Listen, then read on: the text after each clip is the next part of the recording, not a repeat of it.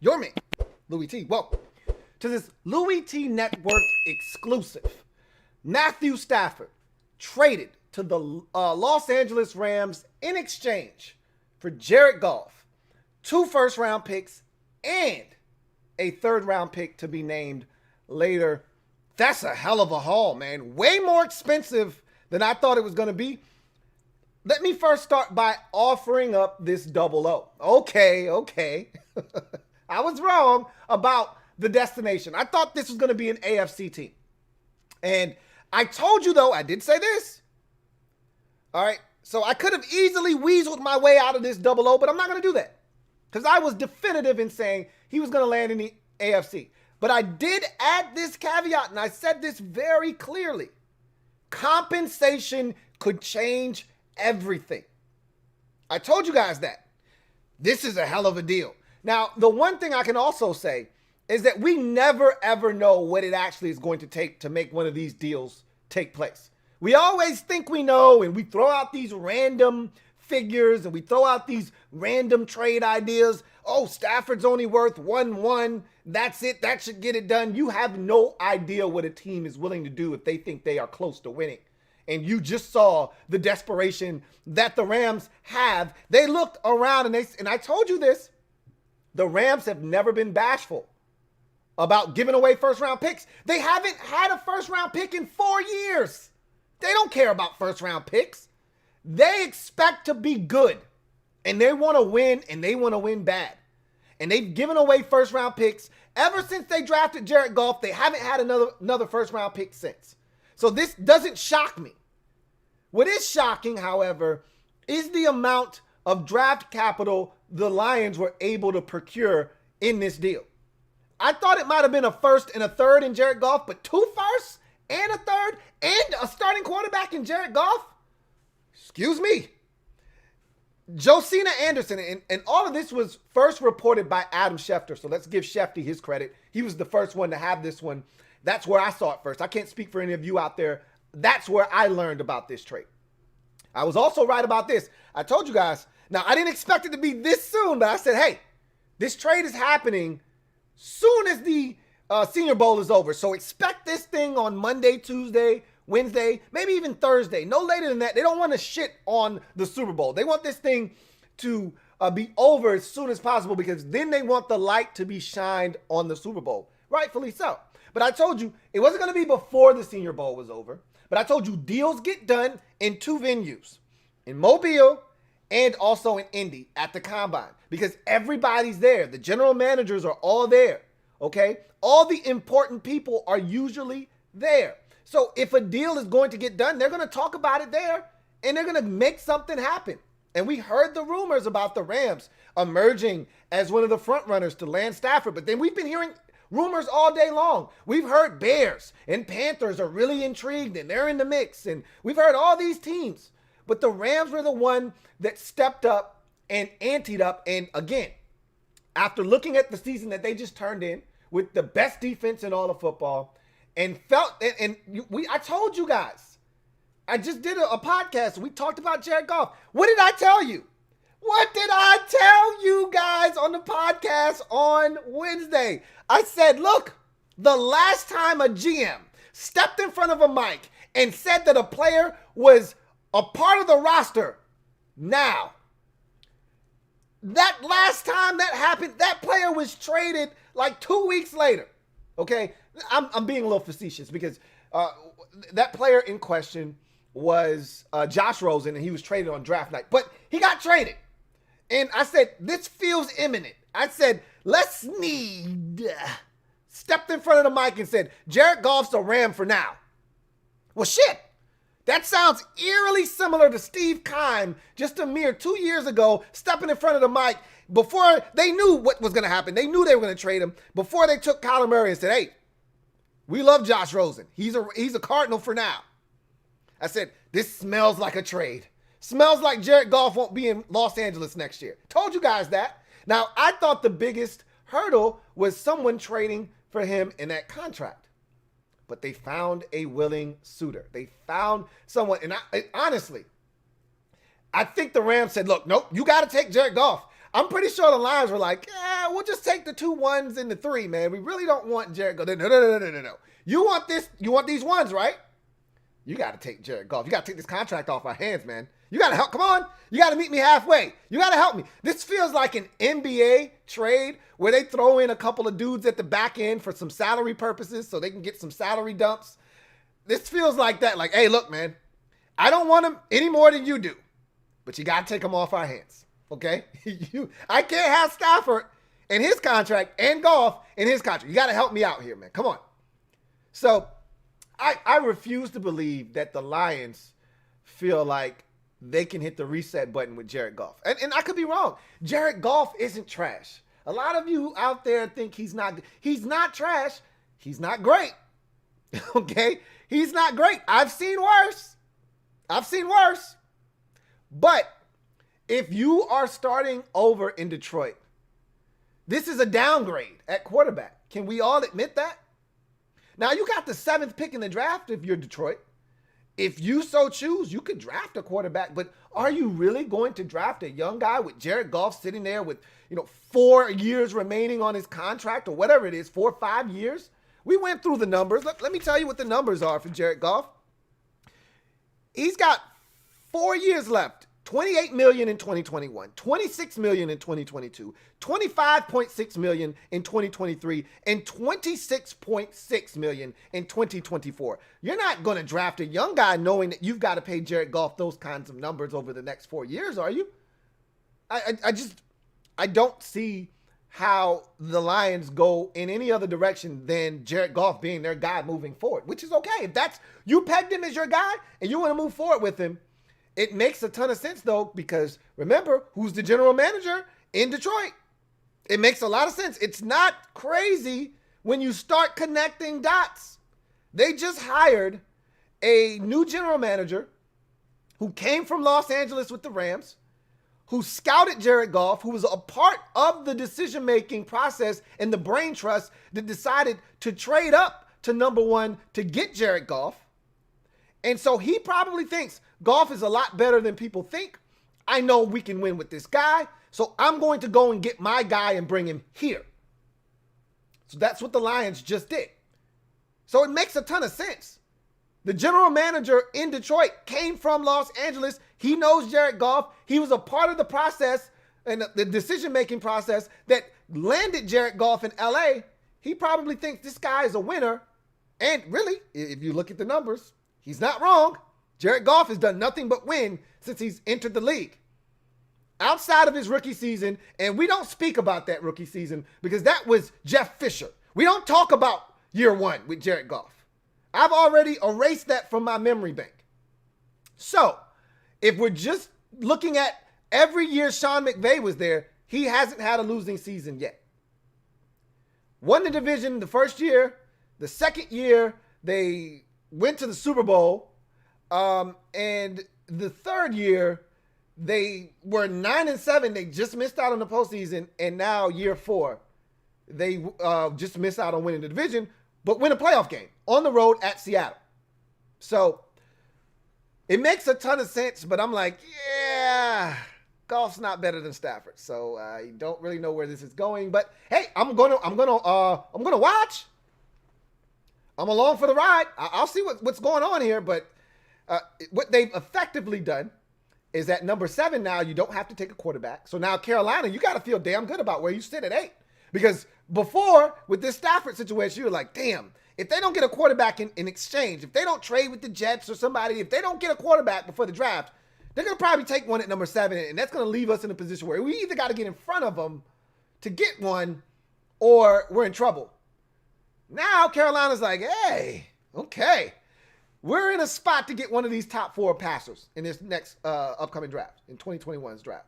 As long as someone else, some mystery team doesn't leap in front of us, we're good. You'd like to think that 1, 2, and 4 all are drafting quarterbacks. 5, 6, and 7 aren't. And if you're Carolina, I got one here in my lap. They got to feel good about this. So I told you, this was the first domino that was going to fall. Now it's fallen. Now we know. Jared Goff, and we talked about Adam Schefter's tweet. We talked about it on the podcast. Okay, and if you're out there and you haven't already subscribed to the Louie T Network, first of all, what are you waiting on? Get with the program. Hit that subscribe button, man. Turn on that notification bell so you don't miss a thing. And also hit the like button, too, if you're out there. But we talked about this on the podcast. There are going to be a lot of QB changes this offseason. A lot of guys going to be playing for different teams that we didn't anticipate going into the 2021 regular season. And Goff was one of those guys I wasn't sure about. We knew Stafford was going to be on the move. There are going to be a lot more changes, guys. We're just getting warmed up, okay? We're just getting warmed up. So buckle your seatbelts. I don't know what's going to happen with this Deshaun Watson situation. I already told you, and I've been saying this the entire time, I'm not coming off of this until he's traded. I don't think he's going to be traded. But, look, they're in a position right now where they may not have a choice. Obviously, they do have a choice. I've said this already. They're in control of that situation. But right now, they don't have to do anything. The Texans don't have to do anything. So that's going to be an interesting situation. But there are so many more dominoes this offseason. What's going to happen with Sam Darnold in New York with the Jets? And we can go on and on and on. You know, if the Panthers are out of the Teddy Bridgewater business, is somebody else going to trade for Teddy? I don't know. He signed a 3-year deal. He's got 2 years left. Does somebody want a stopgap quarterback? I don't know. We'll see. The draft is going to be intriguing, but there's still more dominoes. Deshaun Watson, Sam Darnold. There are other guys out there that are available or may be available in the case of Watson. We'll see what the hell happens, but Jimmy Garoppolo, another guy that could be on the move. Someone could identify Garoppolo as a guy that they want to go out and get. San Francisco actively in these conversations now. They tweeted out earlier, not us. Don't get us twisted. We're not in this thing. They could be blowing smoke, or they could have seriously been like, nah, it's too rich for our blood. We don't have anything to do with this. But I think they're still in. I told you Deshaun Watson would end up in San Francisco if he got traded. I think they weren't in on as in on Stafford as everyone thought. I think their guy is Deshaun Watson. If they're going to go all in, they're going to go all in for Watson, not for Matthew Stafford. So I'm going to say this too. When you look at this trade, and this, I'm going to do the thing that we like to do when trades are made. We don't know who the hell won this trade, who lost this trade, but we love to talk about who won or who lost it within the first 30 minutes of the trade. So I'm going to continue on with tradition. Who am I to break tradition? Okay. If you ask me, without knowing the success of Stafford in L.A., he could go on to win 2 Super Bowls for them. And it changes this whole narrative of the Lions winning the trade. Right now, as we sit here on January 30th, the Detroit Lions absolutely, unequivocally won this trade. They get a starting quarterback.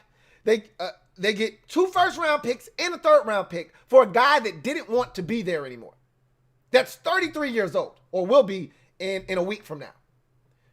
The Lions won this trade. However, if you ask the Rams, the Rams clearly don't care about first-round picks. They've already shown us this, okay? Haven't had one in 4 years.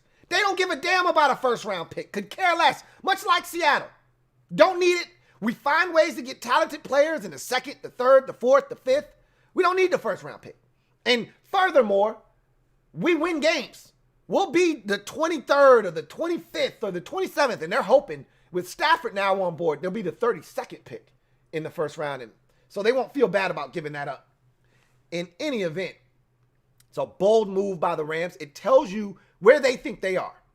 They think they're a quarterback away. They felt like Jared Goff was holding them back. We're going to see. We're going to see. But right now, this was way too pricey for me.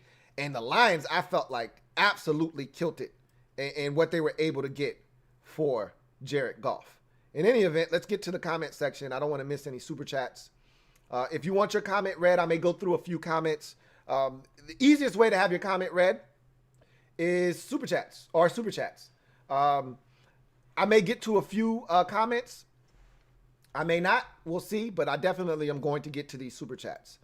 Got a super chat here from Big Money Sonny. Thank you for the super chat, Big Money Sonny. Salud, who writes, "Hey Lou, so happy that Stafford didn't land with us. The talks of him coming here were pathetic. Do you think we go for a veteran in the offseason? In my mind, it was never going to be Stafford or Watson. I told you that. I told you guys, I don't anticipate either one of those guys landing in Washington.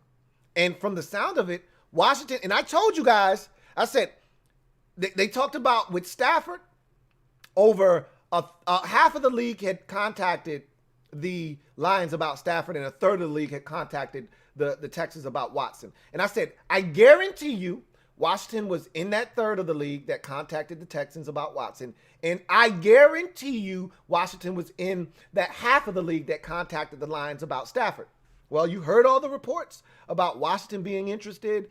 And you also heard reports that, Washington wasn't going to get Stafford. I told you, I didn't think Washington was going to end up with Stafford or Watson. Now, Watson's still out there. But to me, the more likely of the two was Stafford.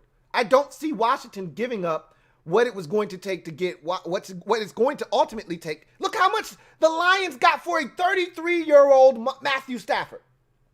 Just think about that for a second. I want you to take a step back, put your GM cap on, and just think about the situation that just occurred. 33-year-old Matthew Stafford fetched 2 1s and a 3 and a starting quarterback going into the prime of his career. That's what Matthew Stafford at 33 years old fetched. Now think about this. Top 5 quarterback, probably more like top 4 quarterback in the league, 26 years old, going into the prime of his career. What do you think that's going to bring back? And then ask yourself, who's crazy enough to do it? That's what you got to ask yourself. I told you Rivera was never going to cross the line. If it was just a 1, maybe a 3, I think Rivera would have done it. And I retweeted Josina Anderson's tweet about, Washington potentially being willing to give up more than just a first round pick. Yeah, a 1 and a 3, maybe, sure. 2 1s? I told you, there was a line that Rivera would not cross. I don't think he was willing to cross that line. I could be wrong. And Rivera might have been willing to give up 2 1s and a 3. And the sweetener for the Lions was the fact that the Rams were willing to throw in Jared Goff in this deal. We get ourselves a starter. And remember, the Rams, their new general manager, came from L.A. So he's comfortable, knows all about Jared Goff. So it might have been Rams all along for all we know. But they got a hell of a haul. That's all I can say. Never thought that Matthew Stafford would fetch this kind of haul. But he did. But that's why I said we never actually know what these trades are going to bring about. We never know. We think we know. We have no idea. Got another super chat. This one is from BD. My man, Barrett Downing. Thank you for the super chat. Salud. Who writes, so if Goff is worth that, what is Watson's value? Wow. What did I just say? You read my mind, BD. What did I just say? If Stafford is worth that, not Goff, if Stafford is worth that, what in the hell do you think you're going to have to give up to get Deshaun Watson? And I already told you, the bidding starts at, I think I said 2 first-round picks, but ideally, it's going to take 3 to get Watson done. I think that bidding might start at 3, and it might take 4 first-round picks. Who the hell knows? At this point, after seeing what Matthew Stafford just brought back to the Lions, I'd like to think that if the Texans seriously started picking up the phone with the intent of dealing Deshaun Watson and made it known publicly, here's what we're looking to do, and they started pitting teams against one another, I think they could get 4 first-round picks and maybe a couple of seconds, too. I mean, look what the hell. If you double what the Lions just got, if you double it, it's 4 first-round picks and 2/3. Watson is worth double of what you just got for Matthew Stafford. Easily. Without question. Who's dumb enough to give it up? That's the question. It's amazing. I swear it is. Anyway. Vincent Coe, thank you for the super chat. Greatly appreciate you. Salud. My man Vincent Coe writes, why is the NFC West got to be so tough? Hey, man. I can't answer that for you, but life in the NFC West shouldn't be so rough. It is, man. Hey, I can't speak to the trauma. I'm in the East, man. I got away with 7-9. I can't speak to that kind of trauma. It's a different level of play out there out West. I got nothing to do with it. But it's not like the worst team in the division just got infinitely better and it just made life more hell for you. The Rams were already good. They just got a little bit better. That's all. So it's not like, the Cardinals just took a massive step up and all of a sudden everybody in the division Super Bowl contenders. The Rams were already good. They already won, double-digit games, and they already won a playoff game. So, yeah, it didn't get any easier. That's for damn sure. Lurts of Orthanic, thank you for the super chat. Greatly appreciate you. Salud. Lurts of Orthanic writes, props for being Louie on the spot. What wild news. I'm trying to tell you guys, man. We knew this was going to happen. I told you guys it was going to happen after the Senior Bowl. I did not anticipate Saturday night. Not even 3 hours after the Senior Bowl, I'm lying. More like 4 hours after the Senior Bowl met its conclusion, we're here talking about the trade. Didn't anticipate that happening, but here we are. I thought this was going to take place like Tuesday. Thought Tuesday sounded like a great day for a trade. Because again, the NFL doesn't want to rain on the parade of the Super Bowl. So if you're going to get something like this done, you want it done early in the week. They said, well, I'll do you one better. We'll do it over the weekend. Let them talk about it on Monday. So all of the talking heads will get wind of this thing on Monday. And, your Undisputeds and your First Takes and all of those shows, this will be the number one topic on Monday. Everyone will talk about it. And then the focus will shift back to the Super Bowl by the time we get to Tuesday, Wednesday. But this is big news. Shockwaves through the league. Let's see. We got another super chat. We do. Got another super chat from RJ Enigma. RJ, thank you for the super chat. Salud. RJ, who writes, seeing this trade, I think we are better with Alex and the draft. I already told you I want out of the Alex Smith business, personally myself. But we'll see what happens. Still a lot of offseason to go. Obviously, Ron Rivera and company think that a veteran quarterback is the route that they want to take. I don't know if they are comfortable going with Kyle Allen and, Taylor Heineke. I think they really feel like this team is good enough to win. And obviously, with them being as invested in this Stafford trade as they were, reportedly, it tells you mentally where they are. We didn't know. We were guessing. We were speculating. Now, we kind of know. They feel like we're close. I told you I thought we were close, and I told you I thought they thought we were close. This kind of indicates how close. They were willing to go in for Stafford, and they were willing to give up more than just the first. So that tells you they were really invested. It's just that you couldn't beat the Rams. You couldn't beat the Rams. Not with what they were willing to give up. And again, it doesn't hurt that the relationship between the Lions' new GM and the Rams' GM is like this. I mean, he literally just spent the last 5-6 years in that organization. He knows Les Snead.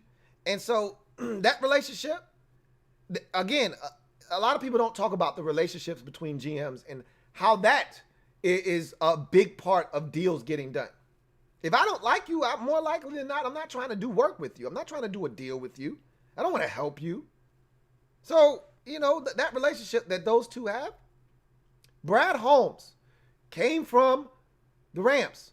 He's the new GM in Detroit. He's got a great relationship with Les Snead. So it definitely helps. Definitely helps. Let's see. Any more super chats? Yep, we got more. Let's see if we can find the next one. Super chat. The next one is from Just Andre. Thank you for the super chat. Just Andre, who writes, apparently the Washington football team had a better offer per reports. Is that true? I would love to know. I'm going to look and see if I can fetch that information. I don't know. I don't believe that to be the case right now, but I mean, we may find that out later on down the line that Washington was willing to offer up 2 1s and, a 2, which is technically a better deal. But then again, they were able to offer a starting quarterback. It allows Detroit to not have to draft a young guy. They got a young guy now in Jared Goff. We didn't have that to offer them. So to me, that was the differentiator, was Jared Goff. I don't know how good he's going to be in Detroit. He's not terrible, as I've stated already.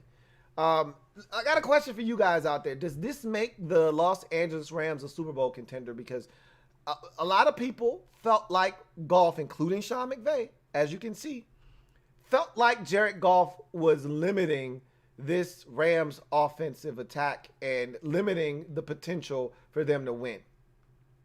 Does this now make the Rams a favorite in the NFC? I mean, look at that defense, the best in the business this year.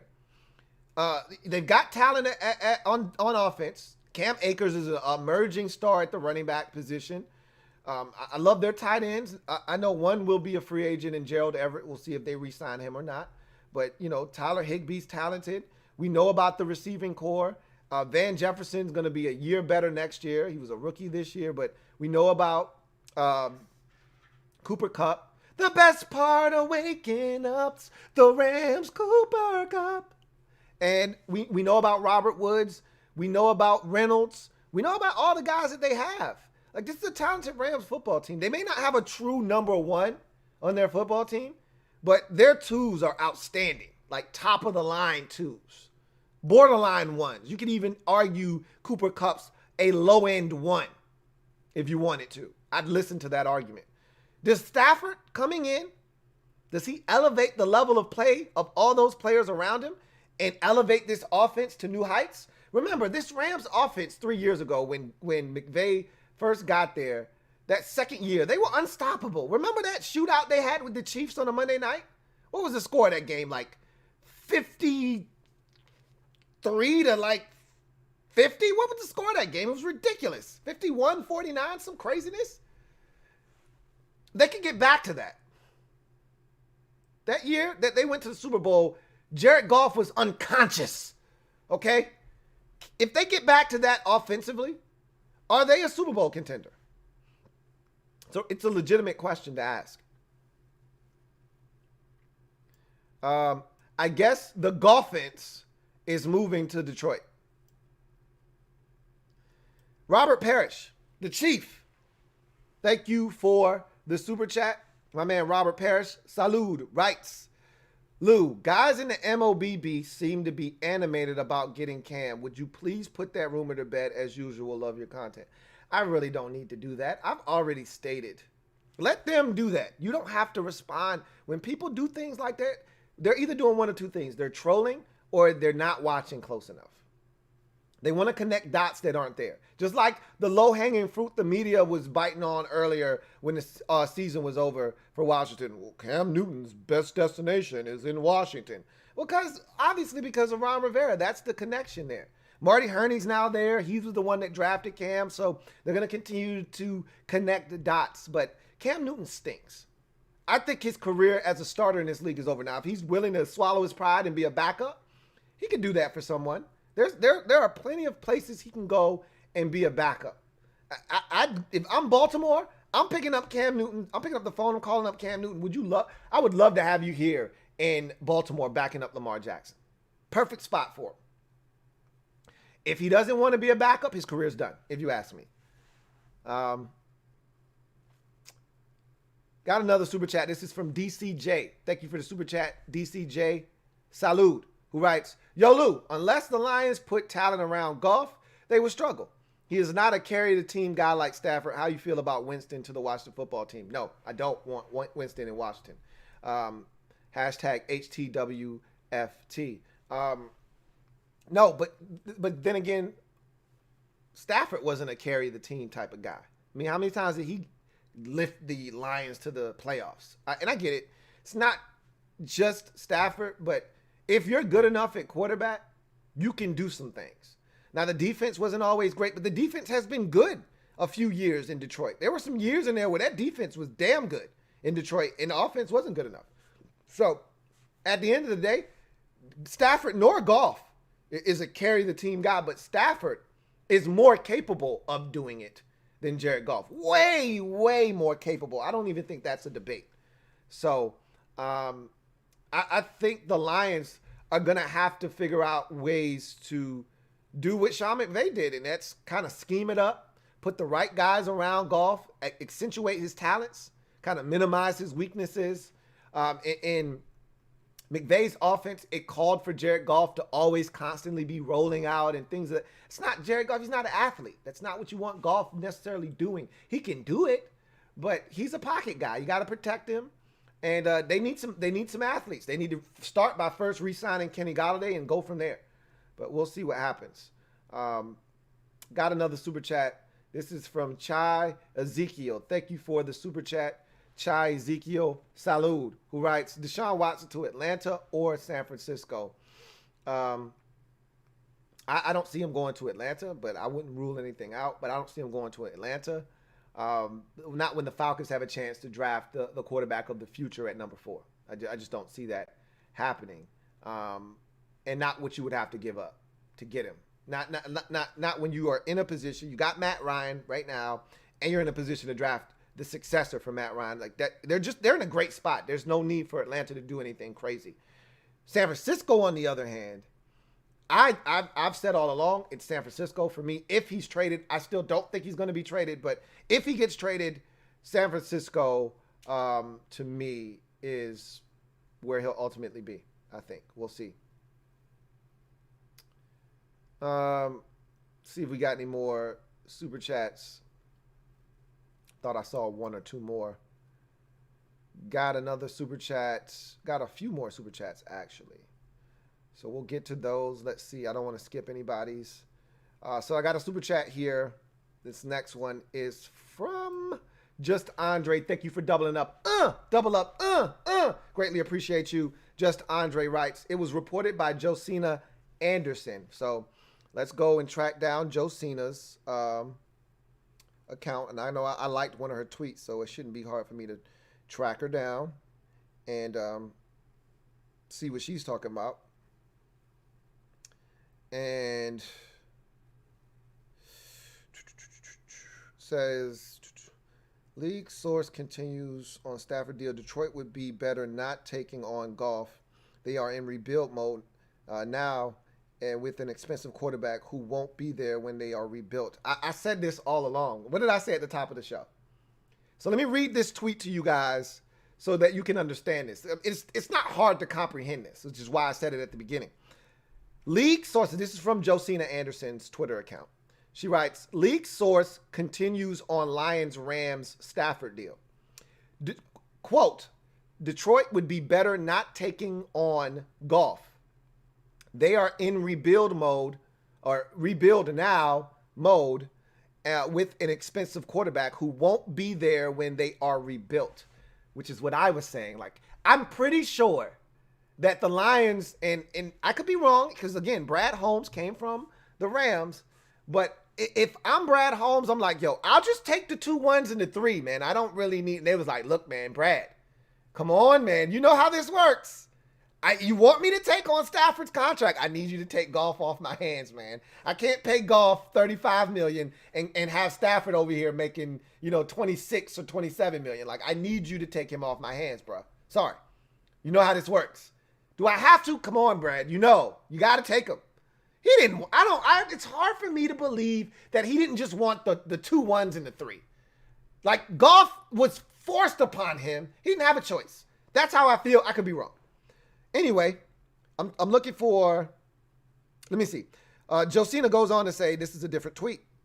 League sources give opinion on Lions' decision to take Rams deal for Matthew Stafford. The Rams were screwed by a bad contract on Goff, and the Lions helped them and don't even get a good pick this year. The Washington offer was better. So you guys read that tweet wrong. Come on, guys. Use your reading skills and comprehend it. They didn't say Washington had a better deal than the Lions. It said they would have taken that deal. It was a better deal because you're not taking on a bad quarterback contract. Okay? So what they're saying essentially is Washington could have been a 1 and a 3. Not 2 1s and a 3, but and a quarterback, a starting quarterback. It could have been just a 1 and a 3. And they said, I would have taken that deal because in that deal, you're getting a closer pick. Washington's a closer pick than the Rams. And the Rams are going to be good for a very long time. That's the assumption. So even if it was 2 1s from Washington, you don't know what the hell Washington's going to be next year. They could be trash next year. They could go right back to the basement of the NFC East, and that could be a top 5 pick next year.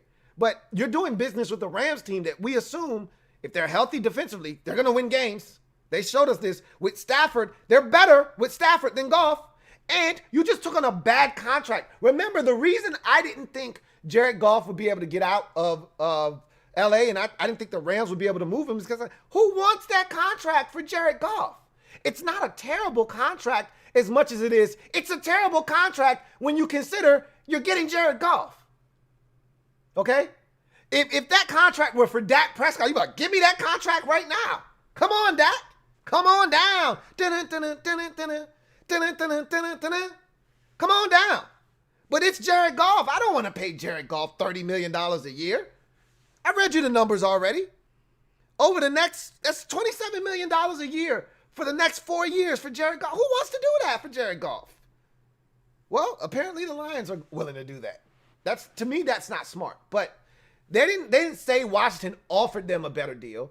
They said Washington's offer was better because it didn't include a bad quarterback contract that you had to take on. So they were saying they would have rather have taken that deal. That was the better option. That's what they were saying. Anyway, I digress. This next one is from DMV Sports. Thank you for the super chat, DMV Sports. Greatly appreciate you. Salud. DMV Sports. First of all, saw your interview with John Kahn, man. Big ups. That was awesome, bro. Love what you're doing over there. If y'all haven't subbed up my man, Navi, hit him up, sub him up. He's doing some great work over there. That's right. He had John Kahn of ESPN on his show, one-on-one interview. So if you haven't checked that out, head over to his channel, check it out. But he says, yo, Louie T, how much is Watson going to cost now? I've already stated this. That's the crazy part about all of this. Like, you know, after we actually dig in, and we've already done that, after you dig into the deal and you look at it and you analyze it for what it's worth, you pick apart the amount of capital given up to get Stafford, and you look at the Rams now with Stafford, and you look at the Jared Goff situation. Did you really need to do that if you're Detroit? After you get past all of that stuff, and you look at unintended consequences from this deal, the first one has to be, well, shit. If that's how much Matthew Stafford was able to fetch the Lions, how much is a deal involving Deshaun Watson going to cost you? And we already talked about that tonight. That's the first thing that popped in my mind. Whoa, if the Lions can get that from Matthew Stafford, what are we talking about here for Watson? I already knew. Look, Adam Schefter already said it's whatever happens with Watson, it's going to be unprecedented. And I already told you guys this. And when people were throwing out these crazy numbers, people were like, you crazy, I'm not giving that up for Deshaun Watson. I said, well, you don't want him then. Had somebody today, well, I'll give up 3 twos and 2 threes. Well, you don't want him then. That shit won't even, the Texans will hang up on you.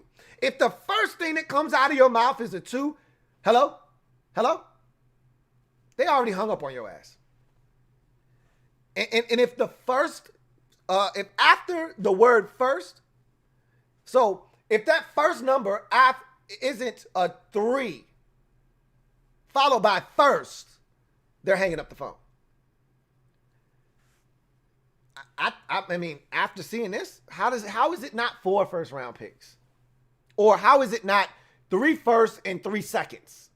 How is it not one of those two? I don't know. It's crazy, man. But we knew it was going to get crazy. We knew that. Bruce Holmes, thank you for the super chat. Greatly appreciate you, my man. Bruce, salud, writes, will Goff again be traded draft night? I doubt it. I mean, again, so I don't know how this works in the NFL. But this isn't the NBA. You know, you can't acquire a guy and then trade him, 3 days later. Or you can't acquire a guy, trade him, get him in a trade, and then literally 24 hours later trade him again. There might be escalators in this thing. Normally, when you trade for a guy, you have to keep him for at least a year. I remember when I think it was Alex Smith, when we traded for him, and we gave him an extension, so that might have something to do with it. But I know that a lot of times when you trade for a guy, you can't then trade that guy again immediately. You got to wait at least a year. Like if you try and do that, like a ton of money ends up on your cap. A bunch of dead money. I don't think that's even possible. I can't confirm nor deny that. I don't know. I can tell you this. No, I don't think he's going to be traded again. He'll be starting week 1 for the Detroit Lions, barring some kind of catastrophe from a health standpoint. I'd like to think that he'll be starting week 1. That's my guess.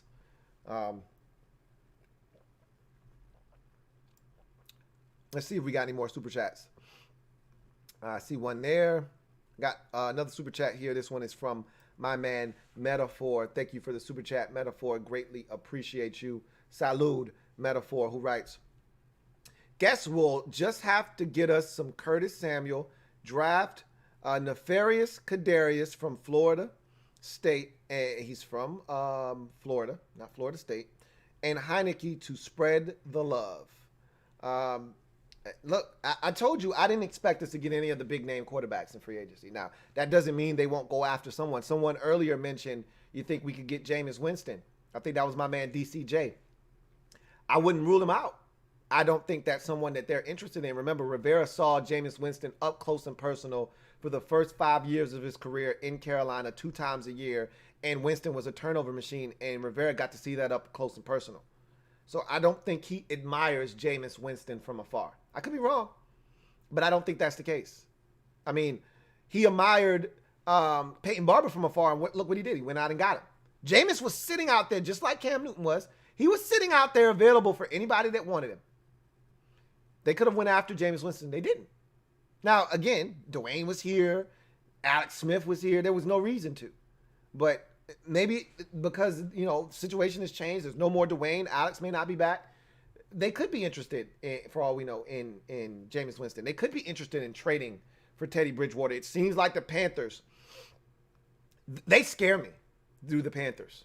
Because I think they are willing to give up whatever it takes to get Deshaun Watson. They scare me. And I already told you, Matt Rule is as good as it gets at turning around programs. And I told you guys, when they hired him, I said, this is a hell of a hire. He's going to turn their program around. Give him 3 years. In college, he usually just took 2. Get his guys in there. He starts recruiting. Year 1, they got rid of a bunch of guys, a bunch of dead weight guys that didn't fit what he wanted to do. He got a bunch of his guys that he was comfortable with, like Robbie Anderson, who he coached at Temple, and they drafted a bunch of players, and he's turning that team around. They were very competitive without Christian McCaffrey that entire year. You give him Deshaun Watson with Christian McCaffrey in that backfield, and it's good night. And I think they realized that Deshaun Watson could change the game for them in ways you couldn't even imagine. And I think they're willing to give up 4 first-round picks. I don't think they give a shit about draft capital if they can get Deshaun Watson. They're scary because I think they don't give a shit. They don't care. They are trying to win. And that owner has already showed you he doesn't care. He's trying to win at all costs. And if it means giving up 4 firsts and a second to get Watson, I think they'll do it. So we'll see what the hell happens. I'm just telling you that I never anticipated Washington getting Watson. I've always said that they were more likely to get Stafford than Watson. Well, Stafford's gone, and I told you I didn't think they were going to get him either. So I don't know where that leaves Washington. I think it leaves us where I said all along. I think you either have a guy that you love at 19, you either trade up to get a guy that you love in this draft, or you just go with the guys you got on the roster. And if you feel the need to bring a veteran along, you go and do that. If you feel like bringing Alex Smith back, you do that. Or you just go with the 2 young guys on the roster, and you got, it'll make it 3 because you could have Steven Montez, who was on the roster this year, backing those guys up. And you just roll with that. You don't have to do anything. They just need to definitively make a decision. I know a lot of you don't want to hear that, but that's where we at with it right now.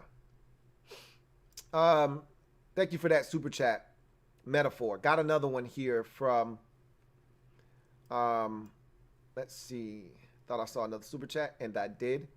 This next one is from, I believe, DCJ. Thank you for doubling it up, DCJ.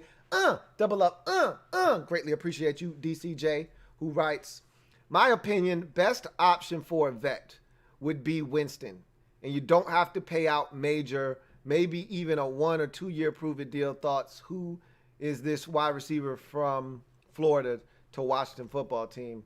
Kadarius Toney is a guy that a lot of people like. I have to watch film on him. I've watched him in college. I'm not overly impressed.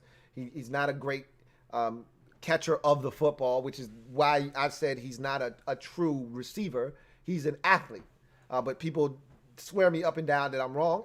And I may be wrong. And I'm going to watch the film. But, you know, it was funny. Somebody tweeted out him at the Senior Bowl breaking a dude off. And then he dropped it. And then all the excuses rained in. Well, sometimes you see this from people when they are worried about getting up the field before they catch. It's practice, bro. There's no defense. It's a one-on-one drill. Who are you worried about turning up the field against? Like, this isn't the third quarter against the Saints, and you're worried about turning a 8-yard catch into a 38-yard catch. It's a Senior Bowl practice. The most important thing here, you handled the second most important thing is getting open. The first thing is catch the damn ball.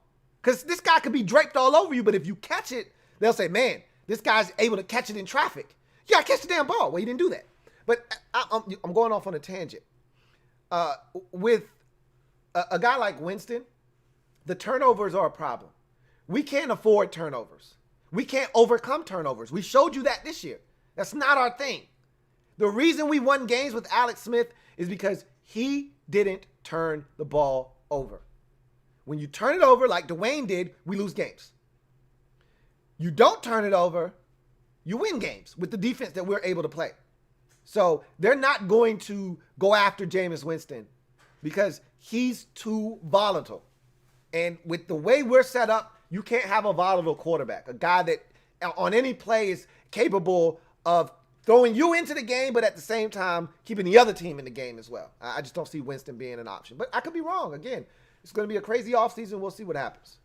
Got another super chat. This one was from, let's see, Drew Fawcett. Thank you for the super chat, Drew. Greatly appreciate you. My man Drew, salud, writes, how does this change the possibility of Wentz getting traded? It doesn't. The Eagles are hell-bent on Carson Wentz remaining in Philadelphia. They've made that abundantly clear with every move they've made this offseason.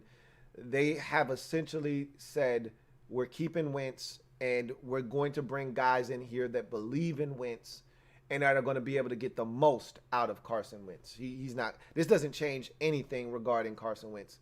He's going to be in Philadelphia, and I don't see that changing, at least for the 2021 season. Now, if Wentz comes out and it's apparent that the confidence just isn't there anymore, and maybe a change of scenery is best for all parties involved, maybe you could then see Wentz traded, the following year, but his trade value would then plummet. Like, it'll never be higher than what it is now, because unless he has a great year, but then they wouldn't want to trade him. It'll never be high. If he goes out and has another stinker of a year, then even if you get something for him, it's not what you're going to get for him now if you trade him. So I don't think they're going to trade him. Bottom line is I don't see them trading him. And someone, I just kind of scrolling down, I did see this. Someone said Heineke Ngakoue was traded twice this year, and I believe that was true. He got traded by the Jaguars to the Vikings, and then the Vikings then traded him to the Ravens. So now I don't know if him being in the last year of his deal changes anything, because, I talked about a massive cap hit. Well, you can't have a massive cap hit with a guy that's on the final year of his deal. So, and matter of fact, I think that might have even been a franchise tag. I'm not sure if it was a franchise tag or not. But either way, it was a 1-year deal. So there are only so many cap ramifications that can come from a deal that only has 1 year remaining on it. Meanwhile, Jared Goff has 4 years left on his deal. I don't know how that works. Again, I told you I can't confirm nor deny that. But anyway, I digress. I got another super chat here. I want to go ahead and take that. This next super chat is from my man, the Q-Bone. What up, Q? What's good with you, man? Q-Bone, thank you for the super chat. Salud. Who says, what? He's a Rams fan, so he's like, wait a minute, what did we just do? You got better. Now, you should already know your team doesn't give a damn about first-round picks. So the 2 first-rounders that you shipped off, along with Jared Goff in the 3rd round or 2, you're not going to miss it. You guys do a really good job of maneuvering around lack of early round draft resources. So you'll be fine in that regard. It's still a lot. But to me, this is the reason why, even though it feels like the Lions in the moment won this trade, this is why I feel like the Rams feel like, shit, we stole. They got rid of a contract that I don't know if they felt like they were really going to be able to get rid of. In baseball, when you sign a guy to a really bad deal, you are just begging somebody. Same thing with basketball, really in any sport. You sign a guy to a deal, and in the moment when you sign him, you're like, man, this is a great deal. It's a lot of money, but this guy is awesome. And then, 2 years into it, you realize, we effed up. We really effed up. You're dying for somebody to take that guy off your hands. Take that contract, more specifically, off your hands. And if you got to, like in baseball, a lot of times what happens is you'll give a team one of your most prized possessions in your farm system, but you're like, hey, I'll give you my number 1 prospect in my farm system, but you got to take this contract too. You got to take this guy. I've seen it happen so many times in baseball. And this kind of feels like the Rams said, never thought we'd be able to get from under this Jared Goff contract. Let's go. We got from under. If it means giving up some first-round picks in a 3rd, we'll do it. We didn't think we could move this contract, and we just did. So I feel like if the Rams are probably toasting and they're celebrating, they probably cheers. They probably over there feeling good about what they just did. So I know you're like, wait, what? What? Yeah, it's crazy. I know, but you just got better. You just got better. And you got rid of a contract that you probably wanted no parts of moving forward. Jake Willis, thank you for the super chat. Greatly appreciate you, Jake Willis. Salud, Jake, who writes, happy to keep our picks. Draft the 3rd or 4th round developmental quarterback. Not interested in taking shortcuts. This move makes McVay look desperate to me. He is desperate. He wants to win. He's not alone in that. That entire organization wants to win. They've been desperate since McVay got a taste of winning his 2nd year in the league. When they won the 2nd year in L.A., I think they won the division the 2nd year he got there, or it might have been the 1st, matter of fact. And then they went to the Super Bowl in year 2. Ever since they went to the Super Bowl and Goff stunk it up in the Super Bowl, he's been desperate ever since. And they've been willing to go to any lengths to get there. They traded for Brandon Cooks. That didn't work. They traded him away. All right. They've done everything in their power to try to get there. And they've used 1st-round draft picks as bargaining chips to try to do it. And they haven't been successful yet. So now we're going to see if this next opportunity that they've used these 1st-round picks for works out for them. And that's Matthew Stafford. But yeah, they're desperate. Everyone in the league is desperate to win. Nobody wants to continue to be 2nd or 3rd fiddle in their division or in the conference. You want to win. And the Rams look, I've always said this. I don't mind pushing all my chips to the center of the table. And they did that for Ramsey. They did it for Cooks. Now they're doing it again for Stafford. They've never been bashful about pushing their chips to the center of the table to get the guy that they thought could help them win and win big. If you're going to do that, you need to win. There needs to be some tangible evidence as to why you did all of these things. There needs to be a way for you to show validity to what you've done. And they've traded all these 1st-round picks. You traded for Cooks. You got to a Super Bowl with him, but you didn't win it. You traded for Ramsey. Now you got the best defense in the league. Now he needs something to show for it. Now they feel like this is the last domino. Trade for the quarterback and find out if now with this tremendous defense that we've been able to build via the draft and free agency, now can we take it all the way with a quarterback that we know is capable of playing at a very high level in this league. And I've told you, I think Stafford top 7 in this league. You know, we've had debates. People have tried to slide other guys in there. I've given you my list of the top 7 quarterbacks in the league. And I think he's the 7th best right now. All right. We could argue you want to add in Lamar Jackson. You want to talk about Matt Ryan. Knock yourself out. You know, but at the end of the day, it's Russell Wilson, Aaron Rodgers, Tom Brady, Deshaun Watson, Josh Allen, and Patrick Mahomes. And then it's Matthew Stafford after those first 6. You want to argue about anybody else? Knock yourself out. I'll listen, but I don't think there's anybody better that you could add in front of him.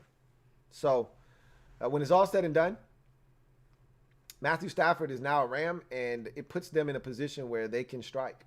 I'm not a big fan of the draft, the 3rd or 4th round developmental quarterback. When does that guy ever pan out? When does the 3rd, 4th round developmental quarterback, when does that developmental guy ever actually develop into something good? Show me. I'm listening. I'm all ears. Give me the last time a team drafted a 3rd or 4th round guy as a developmental, not Russell Wilson, not Kirk Cousins, not one of these guys that didn't need developing. Those guys were ready to go. If Washington hadn't drafted Robert Griffin III, Kirk Cousins could have started as a rookie. We saw what he did in 2012 as a rookie, which is what made Robert jealous. He could have come in and played. He was an outstanding quarterback at Michigan State. Russell Wilson started in his rookie season. Those aren't developmental quarterbacks, okay? What the Colts did last year in taking Jacob Eason in the 4th round, that's a developmental quarterback. Jacob Eason may never see the light of day as a starter in this league. He may not. We'll see. I just tell me the last time a developmental 3rd or 4th round quarterback panned out. I'm listening. See if we got another super chat here. We do. This one is from JM. Thank you for the super chat, JM. Greatly appreciate you. My man JM, salud, writes, "Hey, Louie, great video, man. I just remembered the first video I ever watched of yours was a 2013 Seahawks draft review. Been a long time. Keep it up." Hey, I appreciate that, man. And more draft videos coming. I got a lot of stuff in the works. So, again, I appreciate you rocking with me for as long as you have. And the best is still yet to come. So, appreciate you, JM, and looking forward to more great times in the future. Got another super chat. This is from the Q-Bone again. My man Q, thank you for doubling up. Double up. Greatly appreciate you, Q, who writes, "God forbid I'm getting Bradford for Foles. Vietnam." Hold on. Bunch of Q comments just came in and knocked my joint up real quick. He says, "Vietnam flashbacks." Vietnam flashbacks. No, this is not that, man. You're not... Look, the difference is you know what you're getting here. You didn't know what you were getting in that Foles deal. You had no clue. Foles had 27 touchdowns, 2 interceptions. It was then in that Chip Kelly, the chipster offense. You couldn't have had any idea what you were getting yourself into. You were sold a bill of goods. You weren't sure. You got it, and then you realized, I got ripped off. And it's not like you gave up. I mean, Sam Bradford was trash too. So it was trash for trash. You know what you're getting. This is an established assassin in Matthew Stafford. Okay? So, now, I say that he's an established assassin, but every now and again the wind blows. He doesn't account for it, and the shot misses, and it's a failed assassin attempt. However, if the conditions are right and everything's accounted for, he doesn't miss often. So, you know what you're getting here. This isn't one of those situations. You should feel good about what you're getting here. Got another one. Metaphor. Thank you for the super chat, Metaphor. Greatly appreciate you. Thank you for doubling up, my man, Metaphor. Double up. Metaphor writes, "Quit saluting, Lou. and double up a sip of wine. As a matter of fact, I think I'll take you up on that offer. Thank you for the super chat and doubling up metaphor greatly. Appreciate you. Got another super chat. This one is from my man DCJ. Thank you for tripling up, DCJ. Greatly appreciate you. DCJ writes, I think that your in NO helped Winston. So he says he thinks that year in NO helped Winston. He didn't play though. How can you say that? Just sitting there and listening is one thing, but he didn't play. So it's hard for me to.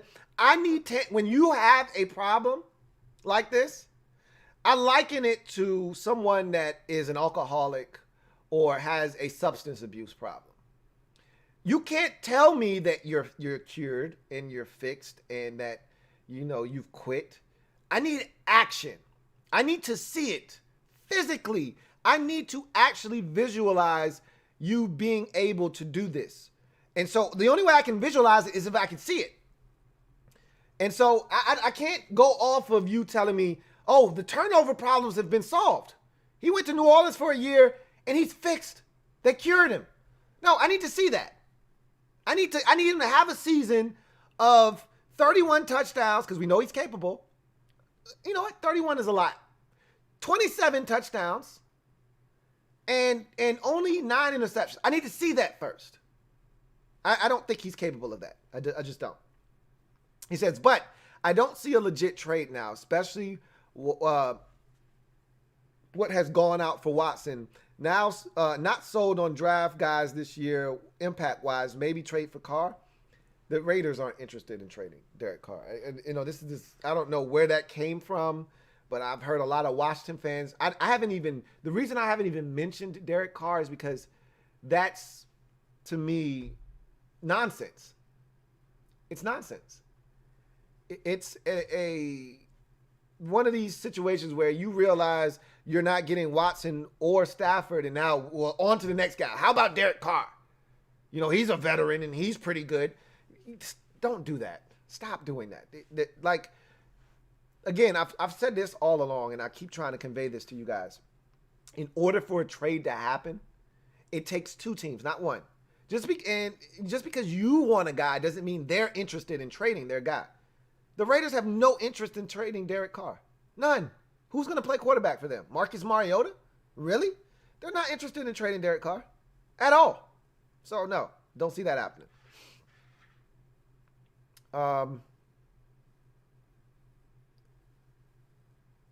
Let's see. All right, I hear you guys. I got you. All right. Done. Moving on. Let's see. I think I got a couple more super chats. And we'll see if we do or not. All right, so that was the last one. Got one here from King of the North. Thank you for the super chat, King of the North. Greatly appreciate you. My man, King of the North. Make sure I didn't skip over anybody. Writes, Salud, King of the North. Everyone is scared to suggest the unthinkable, but I'm just going to say it. Houston will get 5 first-rounders for Watson. I'm not scared to suggest it. I don't think it's going to happen. That's half a century of not being in the first round. This isn't the NBA. At least in the NBA, they make it so that a team can't give up consecutive first-round picks because they don't want anybody to be tragically bad. Because unlike the NFL where there's 7 rounds, there are only 2 rounds in the NBA. There are only 15 players on an NBA roster, so we can't afford to let you give up back-to-back years of first-round picks. You won't be any good. So they make you space it out every other year. Well, the NFL doesn't have that buffer. They're not protecting anybody from themselves. You can't give up a half-decade worth of first-round picks in a row. You can't do that and survive. You're right. It is the unthinkable, King of the North. And I'm not going to say it because I don't think they're going to fetch 5 first-round picks. They get that, and I'm going to bow to them. And I get it. Watson is worth a haul, and we've talked about this already. This Matthew Stafford trade makes you rethink, well, just how big is that damn haul that we've been talking about? I get it. 5 is a lot, though. Like, even, and I told you, I think there's a desperate team like Carolina. They scare me because I think if anybody was going to give up 4, potentially the unthinkable, which is 5. Hell, 4 is unthinkable when you think about it. Like, who does that? Like, we've never seen anything over 3. And usually if it's 3, one of those 3 first-rounders is a swapping of first-round picks. It's not actually you get 3 separate of a swapping.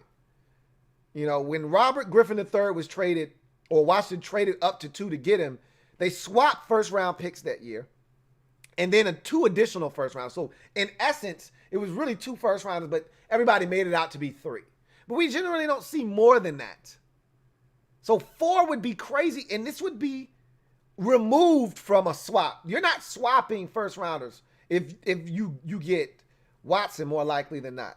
They're not saying, hey, I'll give you my first rounder, you give me yours, and I'll get 3 more. No, I'm keeping my first rounder, and I want 4 of yours. 5, crazy talk. It could happen. It's, you know, after seeing this trade, it's not out of the realm of possibility. I don't see it happening. There's no way that somebody's giving up 5 first-round picks, but I didn't think Watson was going to fetch. I didn't think Stafford was going to fetch 2. So here we are. So you might be right.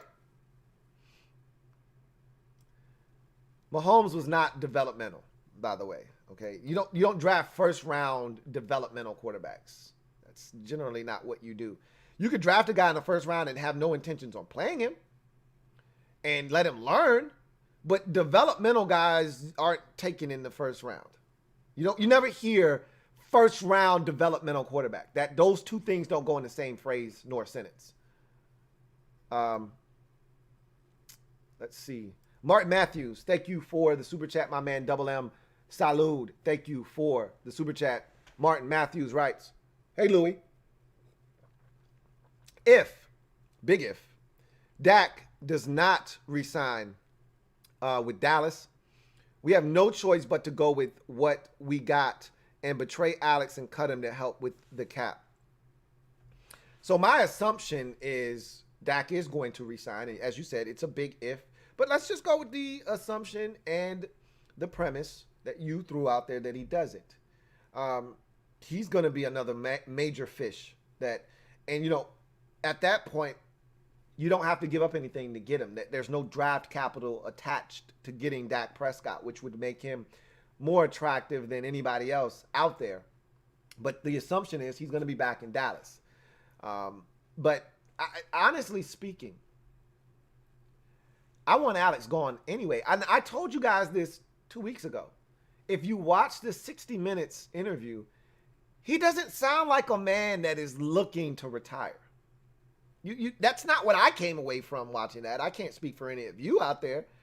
I came away from that sounding like, it sounded like a man who was reinvigorated by the way things transpired this year. He has confidence in his leg, more so now than he did going into the season. And an offseason spent strengthening that leg and not rehabbing it, but just making it stronger. He feels like he can play a whole 16 games. That's what that sounds like to me. And I'm like, hey, Alex, you know what? That's awesome. I just need you to do that somewhere else. I don't think he's going to have to do that somewhere else, though. But we'll see. We will see. Got another super chat. This is from Metaphor. Thank you for tripling up, Metaphor. Greatly appreciate you. My man, Metaphor, writes, now that I got you buzzed. Oh, so that sip got me buzzed. That was the one that did it. Thoughts on Mariota? I told you I like Mariota, and that's the one guy that I would be willing to see Washington go after.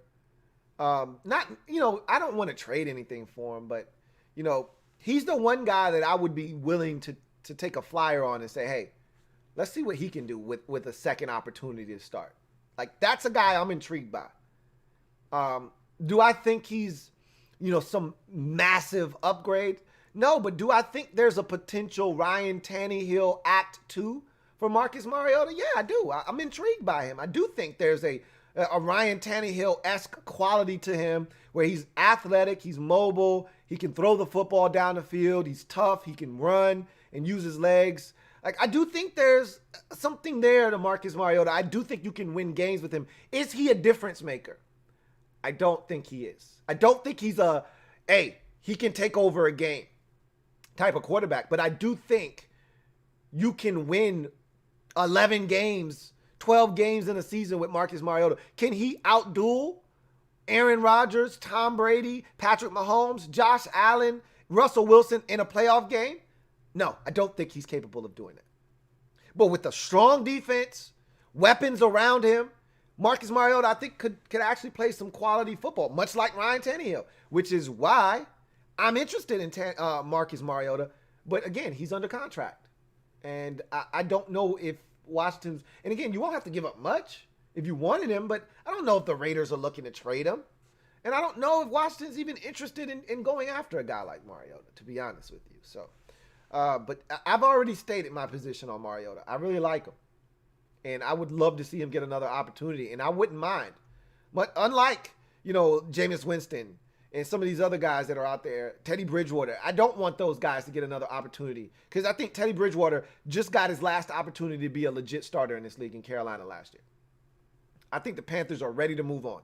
Now, they may draft a young guy at 8, and Teddy may stay there for one more year and be the stopgap, but he's done starting as a legitimate, hey, it's your team type of guy.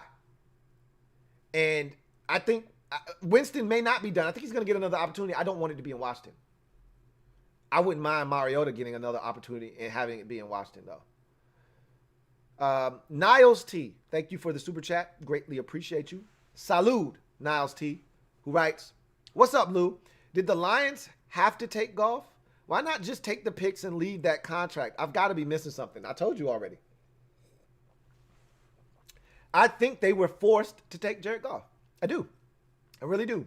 Because if you look at the economics of this situation from the Rams standpoint, it doesn't benefit them in any way, shape, or form to take on Stafford's contract while Goff is sitting there due $35 million on their cap this year.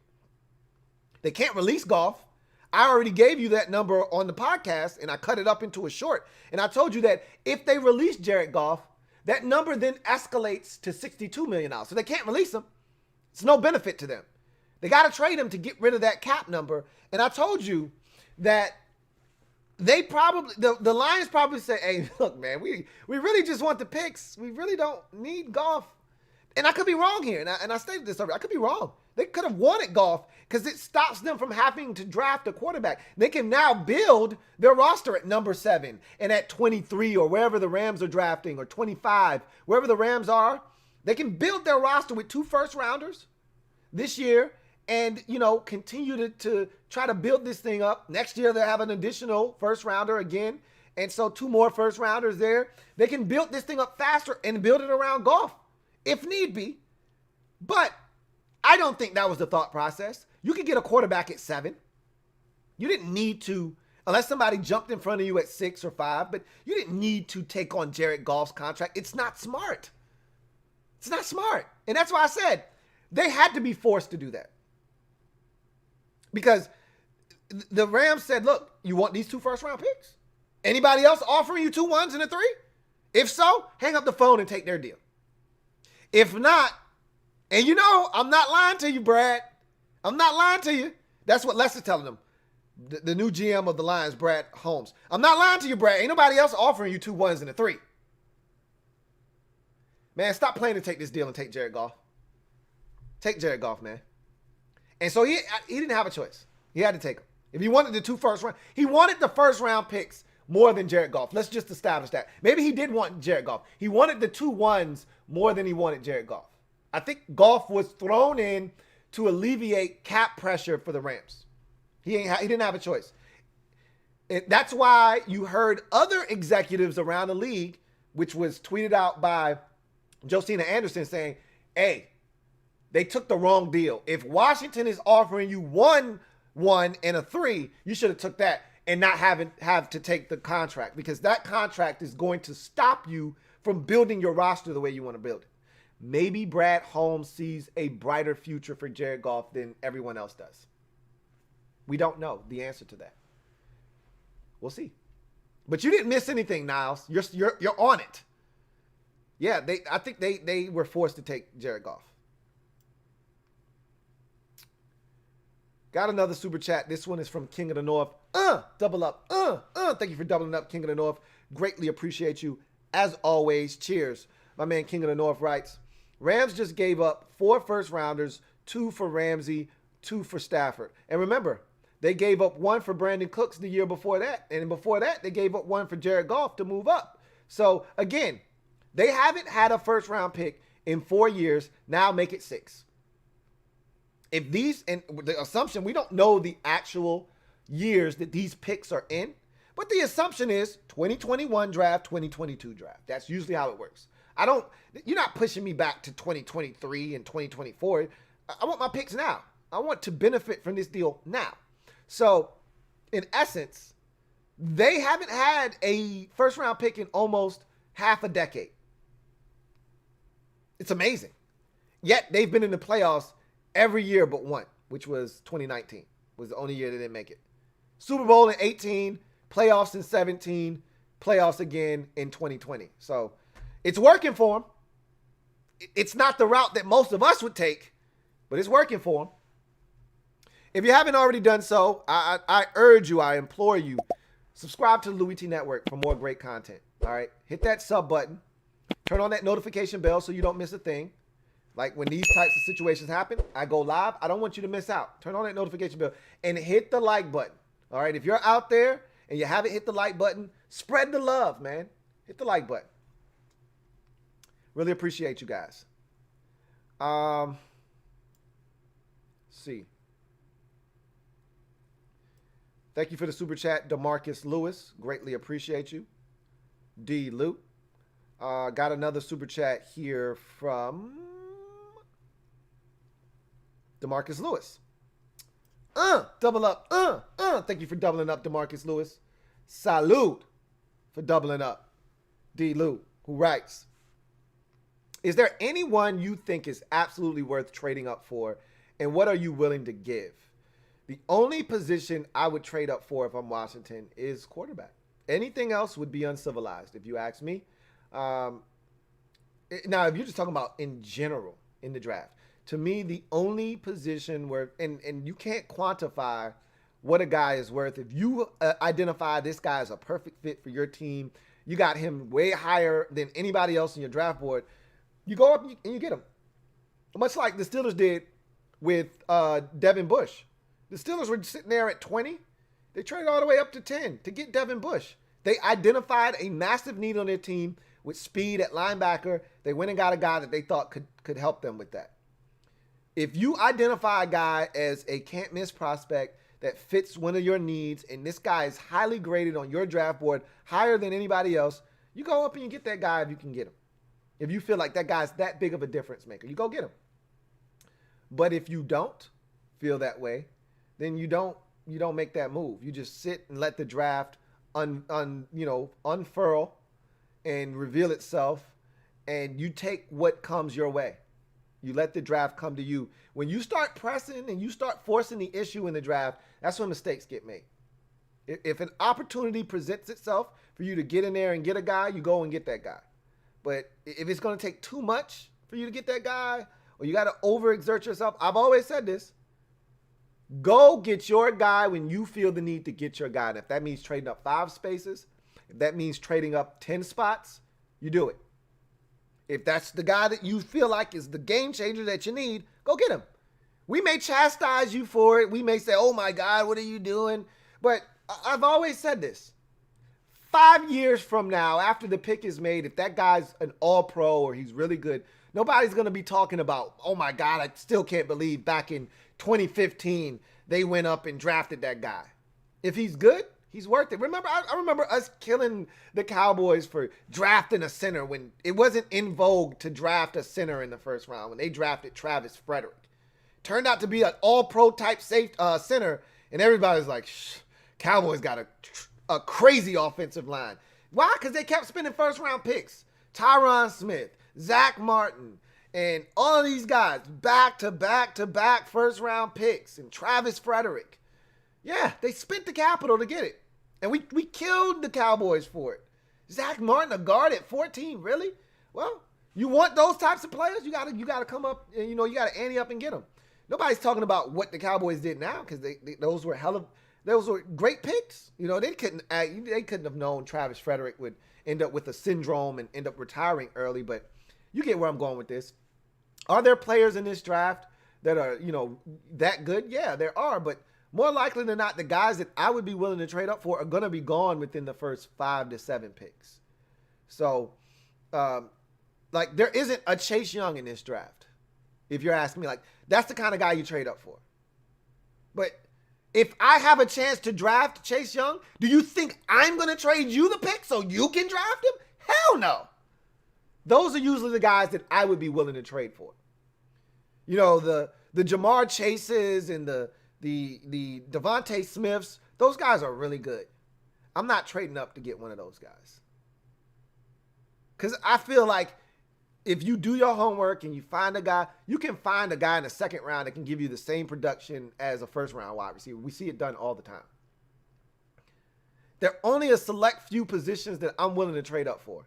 Tackle, corner, edge rusher, safety. I'm not trading up for anything else. Unless it's a linebacker that I think is a game changer. A Luke Kuechly, a Devin White, Ryan Shazier, one of those guys that I look at and I say, this is a guy that changes the game. But those are so rare. I'm not trading up for anything other than quarterback, tackle, wide receiver, or edge rusher, corner. Those are the 4 positions. That's it. And maybe a linebacker if he's a generational talent. That's it. And I don't see any of those in this draft. Trevor Lawrence would be the one guy at quarterback, even though I got more work to do. I think I already know how I feel about Trevor Lawrence. I've watched almost all of his games. But I haven't watched him analytically, film-wise, tearing it apart and really seeing what he's doing. I don't think he's Andrew Luck. I don't think he's Joe Burrow even from last year. Don't think he's that good, personally. I think he's really good. I don't think he's better than Joe Burrow. But we'll see. I can tell you this. That's the kind of guy I would trade up for. There are several tackles in this draft that are supposed to be really good. Obviously, Penei Sewell is supposed to be really good. I'm going to watch the film. But, Rashawn Slater from Northwestern is supposed to be really good. There are several guys. Christian Ladishaw from Virginia Tech is supposed to be really good. If these guys are as good as advertised, I'd trade up for one of them if I needed a left tackle. Damn right I would. There are 2 corners. In most drafts, it's 2 dudes that kind of separate themselves. Last year, it was Jeff Okudah and it was C.J. Henderson. Everybody else, you was like, hey, buyer beware. Take them at your own risk. And we saw a bunch of corners come off in the first round, 5 or 6 of them. And it was like, hey, all right, cool, whatever. But those were the 2 that you looked at and you said, hey, they look like they're the real deal. Everybody else, not sure about. This year, it's the same thing. It's 2 corners you look at, you say, hey, they look like the real deal. Patrick Surtain Jr., or the second, I think he's calling himself, not Junior, whatever. And my man from Virginia Tech, Caleb Farley. Those seem to be the 2 that are head and shoulders above everybody else, and then everybody else kind of just falls in line wherever you can fit in. Get in where you fit in. I'd trade up for one of those guys if that's what I needed and I felt like this guy was a can't miss. But, we'll see what happens. We'll see what happens.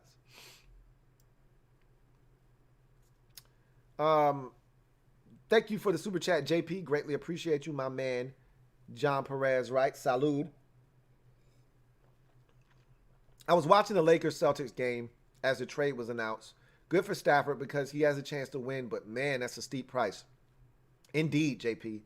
Indeed. I think that's what most of us were saying, is that I'm happy for Stafford. We're going to, all these years of, bashing Stafford, I've always said we're going to have a Stafford conversation. We're going to have that this offseason.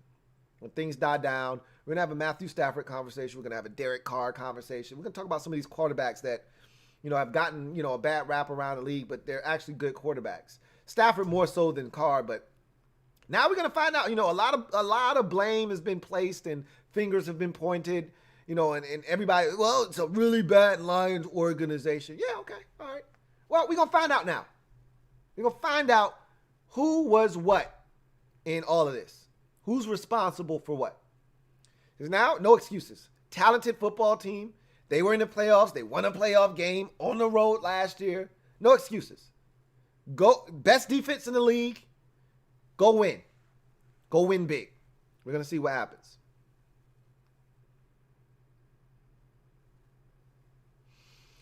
Raymond Orzik, thank you for the super chat. Raymond, greatly appreciate you. Salud, Raymond, who writes, Watson and TJ for 5 picks. Rumor of Aaron getting out of Green Bay. I think he goes to the Cowboys, if anything. I don't think Aaron is going anywhere, but Dallas is intriguing as hell this offseason because I got to thinking the other day about their situation. Yep, they want Dak back, and it's going to cost them a ton of money, and all signs point to Dak being back in Dallas. But what if, and I think I'm going to talk about this more on the podcast, what if they say to hell with Dak? Let him walk. We got enough talent to win now. I don't know what the relationship is between Mike McCarthy and Aaron Rodgers. Remember, that reportedly they didn't get along. That was part of the reason Mike McCarthy got fired in Green Bay. So I don't think Green Bay and Dallas or Aaron Rodgers and Dallas makes a ton of sense if the reports were true that he didn't really get along with Mike McCarthy all that well. That said, it doesn't necessarily have to be Aaron Rodgers. But what if Dallas just decided they were going to make a power move for one of these other quarterbacks that were available out here on the market? Like, what if Dallas decided, you know what? We're going to trade for Sam Darnold. Let Dak walk. We think Sam Darnold's talented. And we got a bunch of talent on this football team, and we think he's fully capable. What if they did go after Aaron Rodgers? I don't see it happening. But it's just another thing to think about. In a crazy offseason where anything's possible, you can't leave any stone unturned.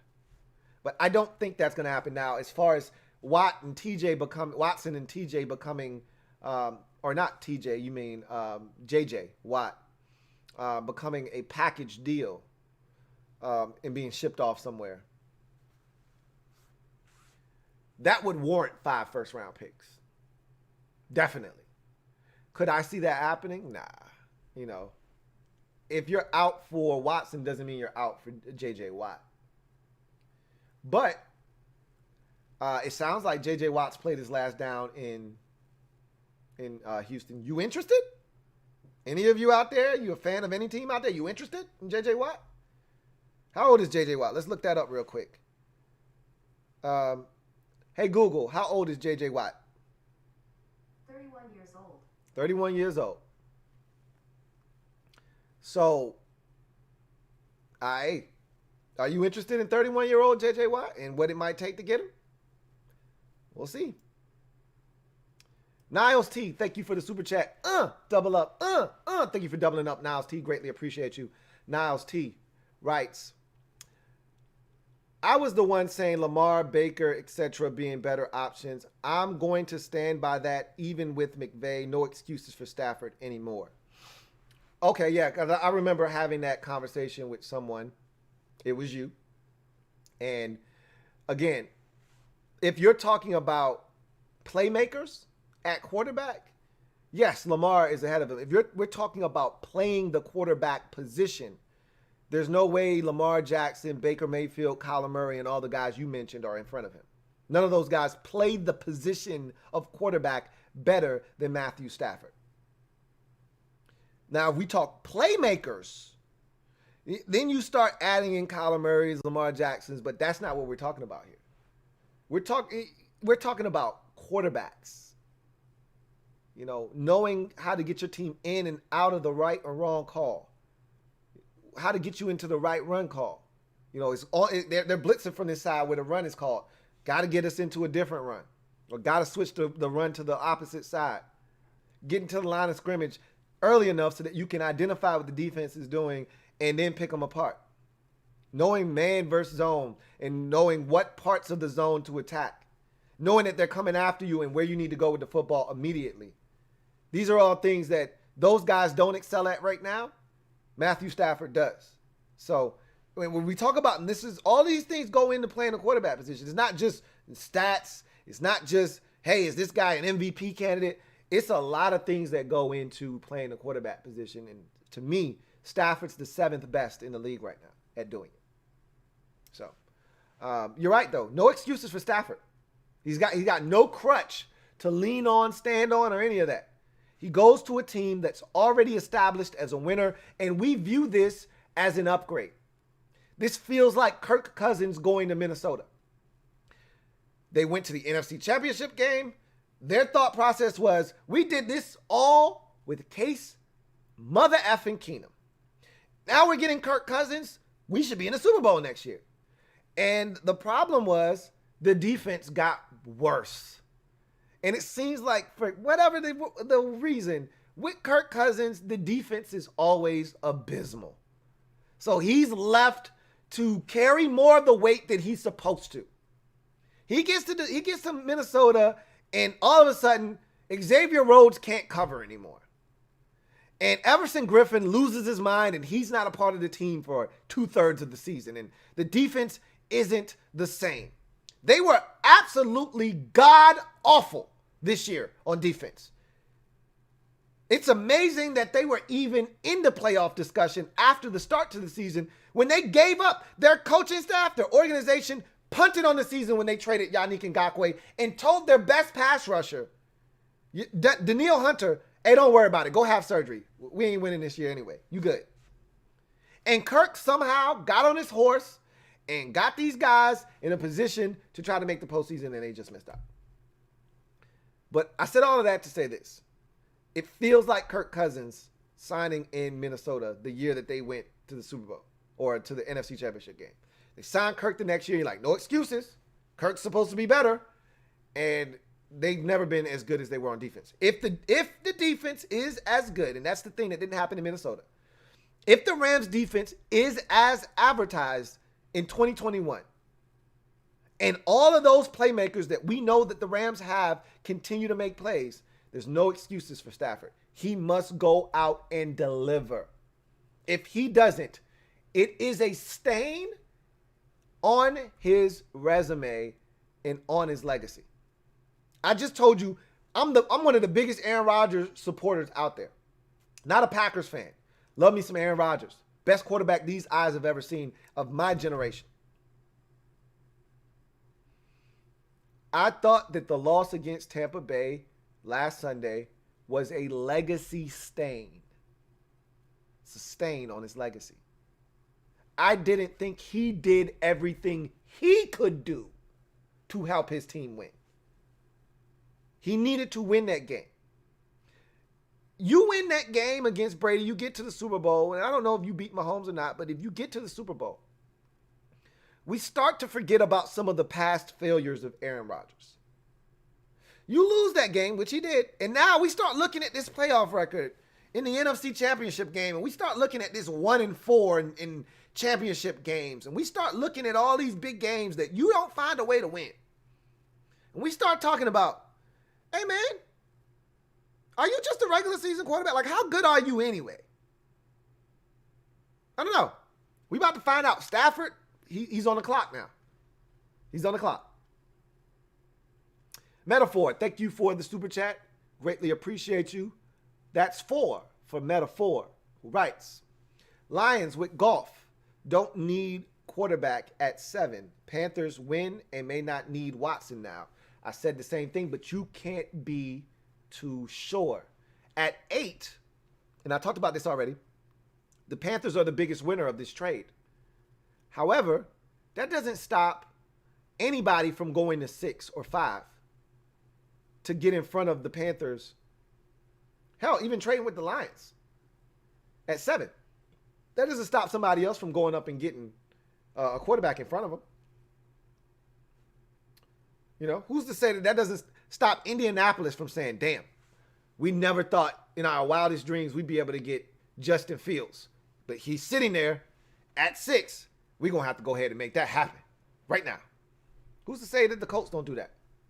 They traded a first-round pick last year for DeForest Buckner. Why won't they do it again? Who's to say? They won't. Who's to say Washington doesn't say, oh, man, didn't think Zach Wilson would fall past 2, but he's sitting there at 5. You know, or let's say the Falcons take Fields at 4. And, you know, the assumption is Wilson's going to go 2. If he doesn't go 2, he'll go to 4 to Atlanta. Let's just say that the Falcons like Trey Lance. They want him to develop behind Matt Ryan.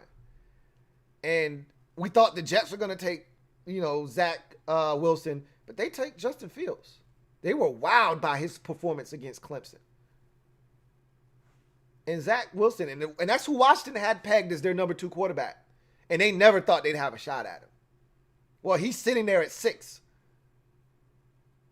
You don't think that a team might not just come up and get it? Like, you can't be assured of anything if you're the Panthers. So, yeah, the Lions don't need a quarterback at 7. That's a fact. We've already established that. Doesn't mean that they won't trade out of that pick and allow somebody else that does need a quarterback to come up and get one, though. There are no guarantees in this thing. Only uncertainty. The only way to guarantee you anything is to go get the guy that you want. So I still think that the Panthers are dangerous because they're willing to give up whatever it takes. And that may mean in the draft, they may go up. They may be sitting there at 8, but they can't trust Detroit at 7. So let's say that Trey Lance or Justin Fields is the last of the big 4. And, you know, the 6th pick is on the clock. They may say, hey, look, we could sit here at 8 and trust that the Lions aren't going to trade out, but we can't.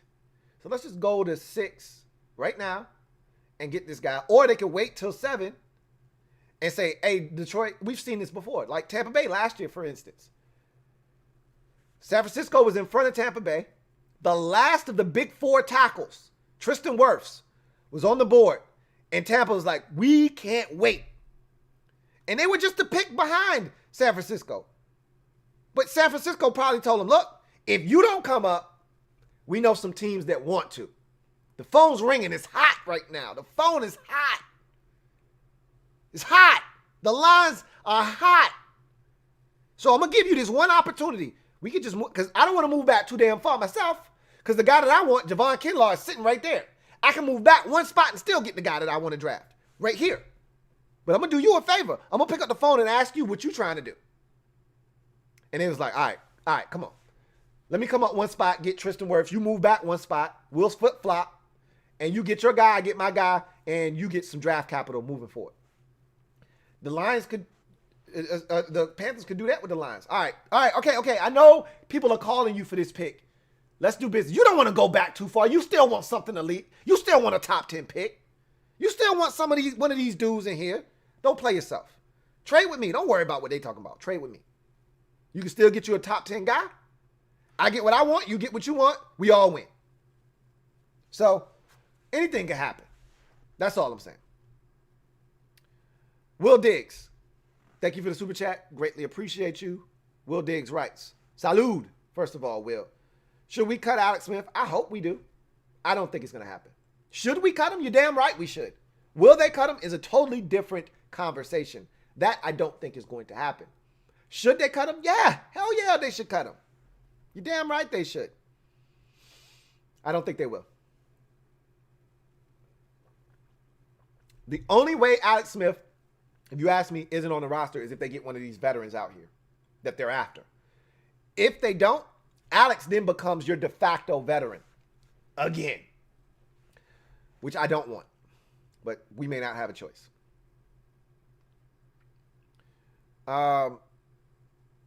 DCJ, thank you for the super chat. Your fourth for the night. Really appreciate you, DCJ, who writes, my opinion, really not feeling Dak, Wentz, Matt Ryan, or majority of potential trades in free agent quarterbacks. Most health related and them wanting big money. Well, I already told you Matt Ryan's not going anywhere in Atlanta.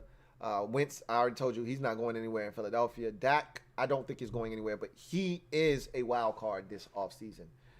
And I totally get it from a health standpoint with, Dak coming off of an injury. Wentz has had his injury concerns. And Matt Ryan's just old. He's not injury prone. He's just old.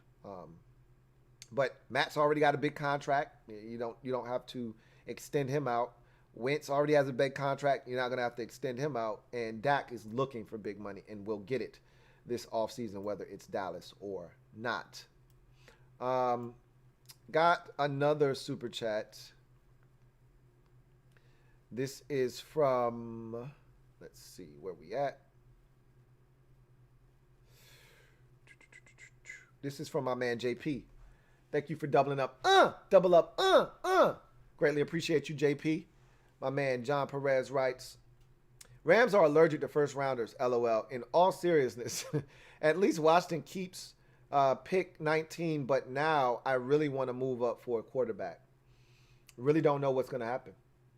They could move up. They could not move up. I don't know what their thought process is. I honestly want to see how the rest of these quarterback dominoes fall. Then we'll have a clearer picture as to what Washington will potentially do this offseason. I told you I didn't think they were going to get Watson or Stafford. So this isn't a surprise to me. I wasn't one of those people, we're going to get Matthew Stafford. I never saw it happen. I don't think we're getting Watson either. I think that this team is ultimately going to either get a young quarterback. They got three options. Get a young quarterback in the draft. Stick with Alex Smith. Or roll with the two young guys from Carolina that were on the roster this year, and Heineke and Allen, and still draft a quarterback. Or not even draft one and just go with those two guys. It's interesting. I know some of those scenarios don't inspire, but it is what it is. Like, don't force the quarterback position. That's my biggest thing. Is don't force it. If it's not there, don't force it. That'll get you into more trouble than just standing pat.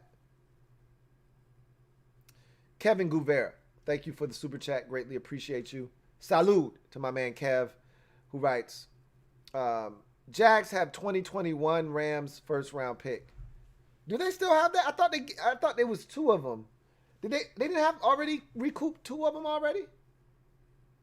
They didn't already get their second one from the Ramsey trade? Ramsey's been in you're right. They got Ramsey last year. Was it last year? Let me see. I'm going to look it up. I'm curious now. I know they gave him 2 first round picks. Let's see. I'm going to look it up right now. Let's see what happened. The Rams sent first round picks in 2020 and 2021 and a 4th round pick in 2021. You're right. You are absolutely right. So that is crazy. So they're not going to have a first round pick in 2021, 2022 or 2023. So let's add on to that. So they haven't had a first round pick since the Goff trade. That was the 17 draft, I believe. No, it was the 16 draft, I think. Was Wentz and Goff 16 or 17? I know Winston and Mariota were the 15 draft.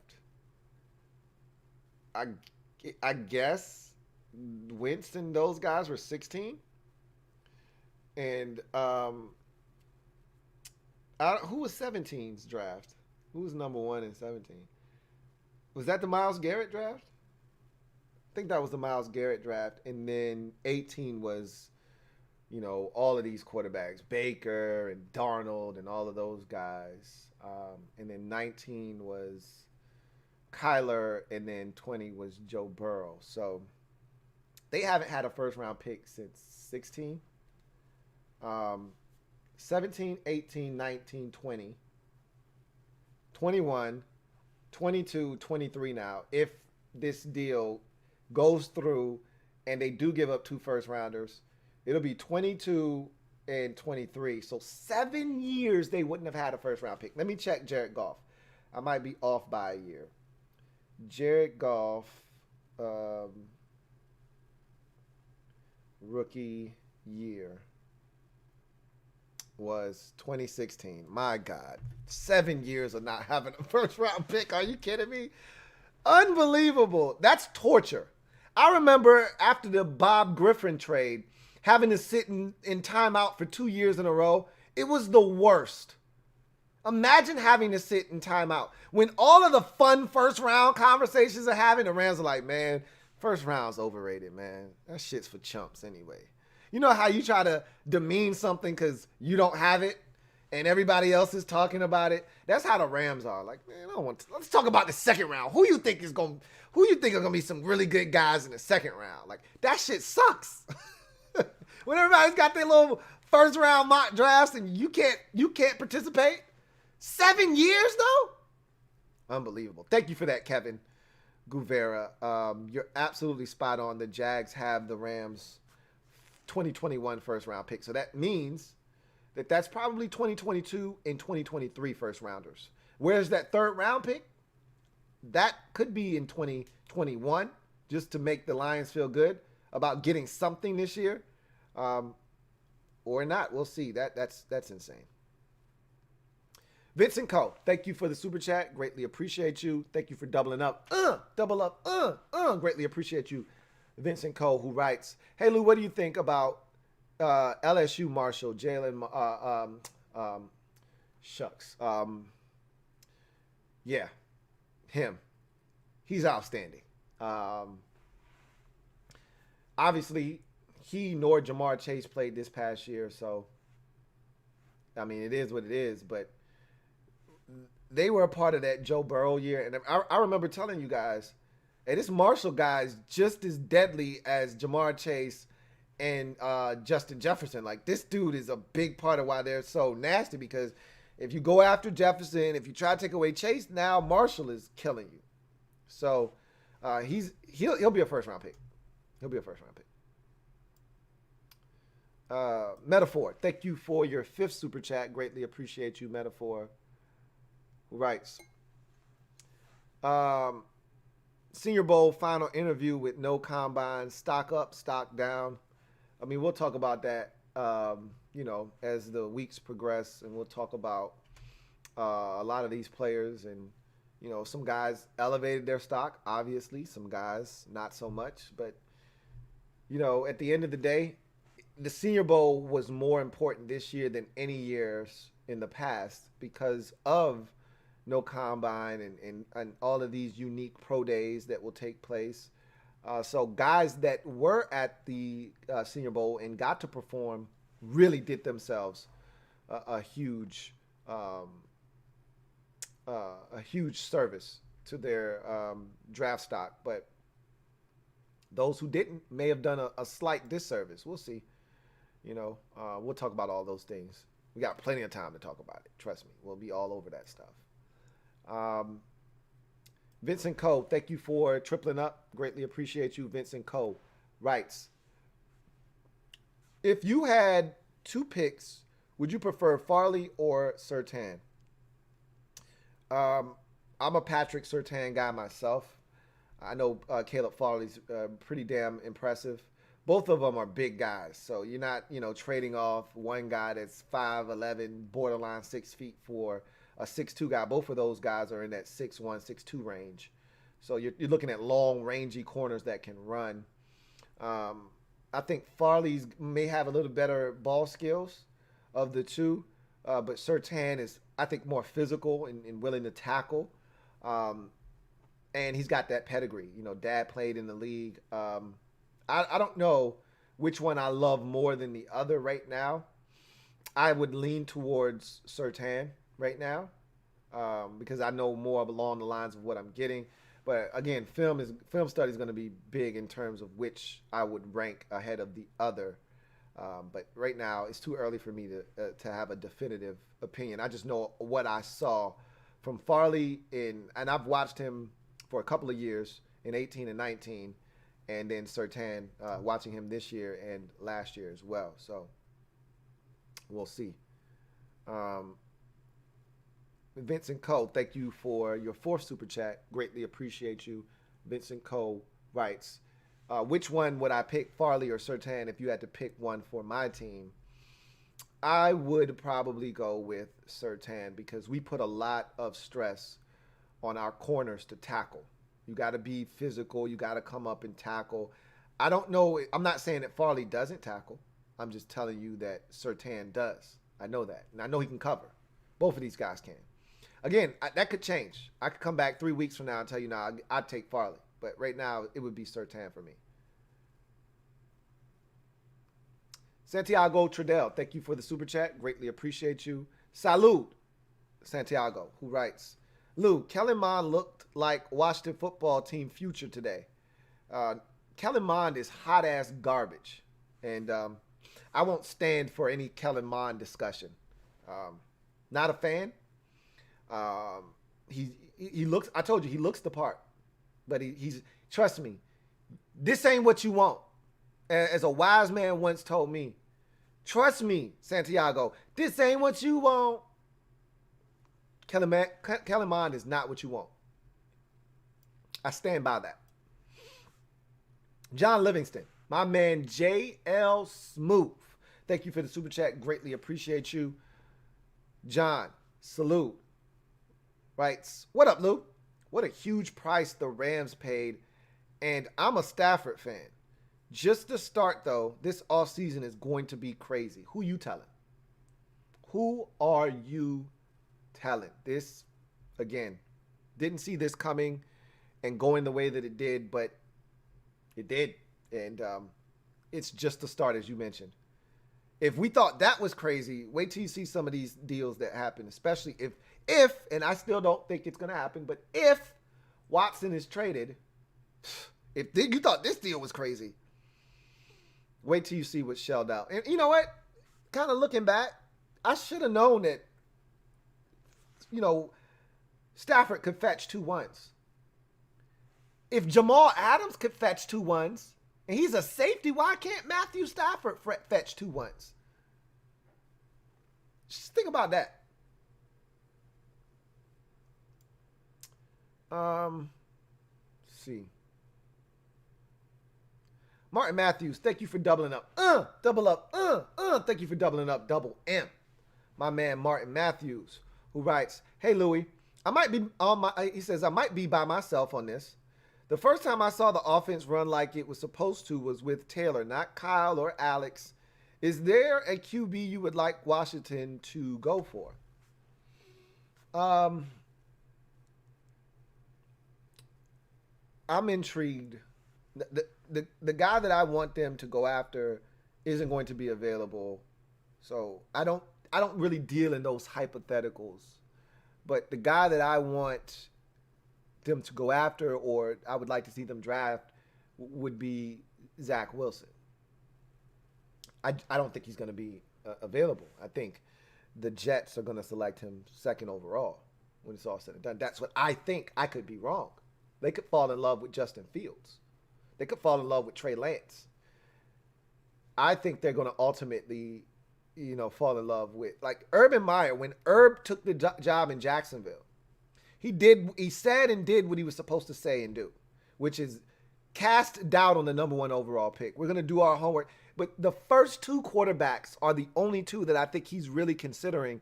And the first 2, it wasn't Justin Fields, a guy that comes from the school that he just left a few years ago, even though he didn't coach Justin Fields. It wasn't Justin Fields. Now he did add Fields into that conversation, but the first 2 names are the 2 guys that I think he was considering, where I don't think it's really a consideration at all. I think he's going to take Lawrence. But he said Trevor Lawrence and Zach Wilson. And I think he might have even said Wilson's name first and then Lawrence, but it doesn't matter. Those were the first 2 names.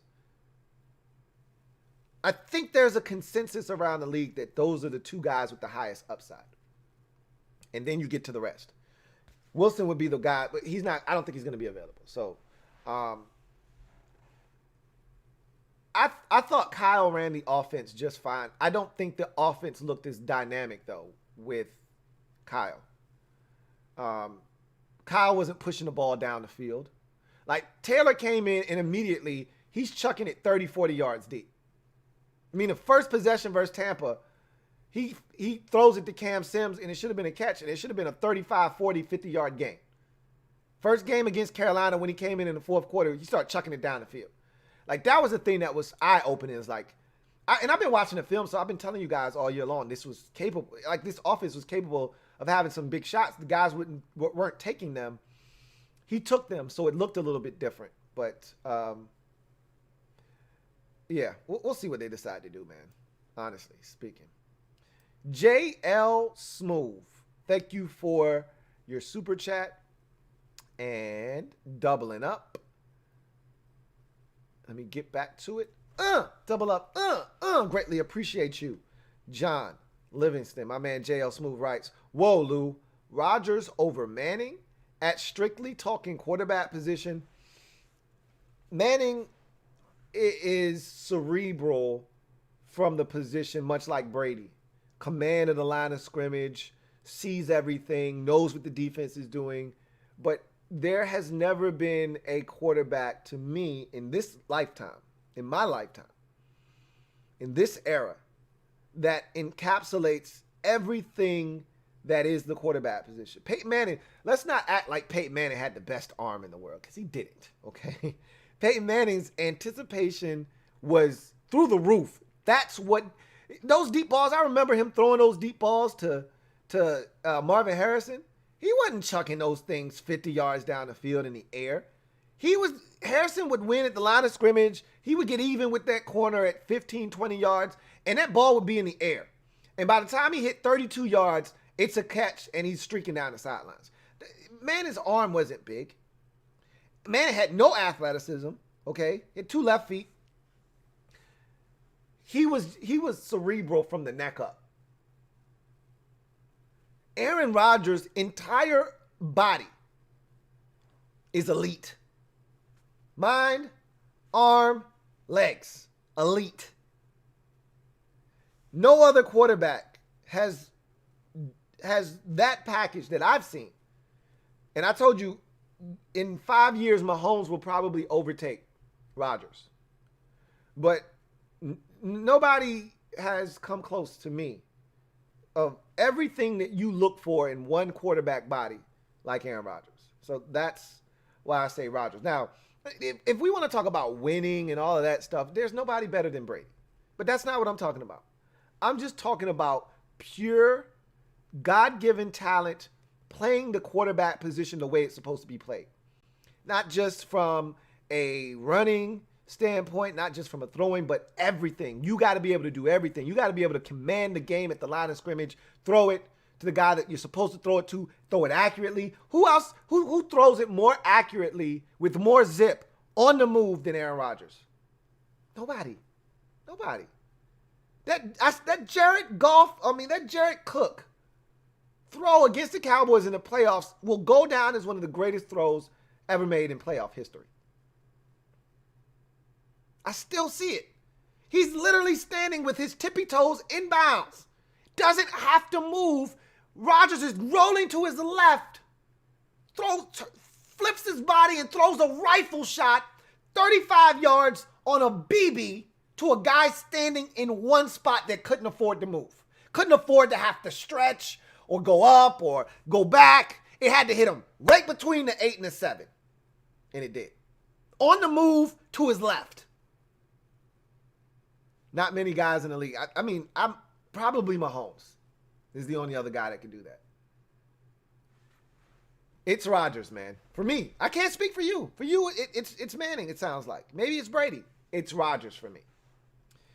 He says, I don't know. Manning turned playing quarterback into an art for me. Just masterful. Rodgers would be my number 2, though. Maybe even 1B. I respect that. Got nothing but respect for that.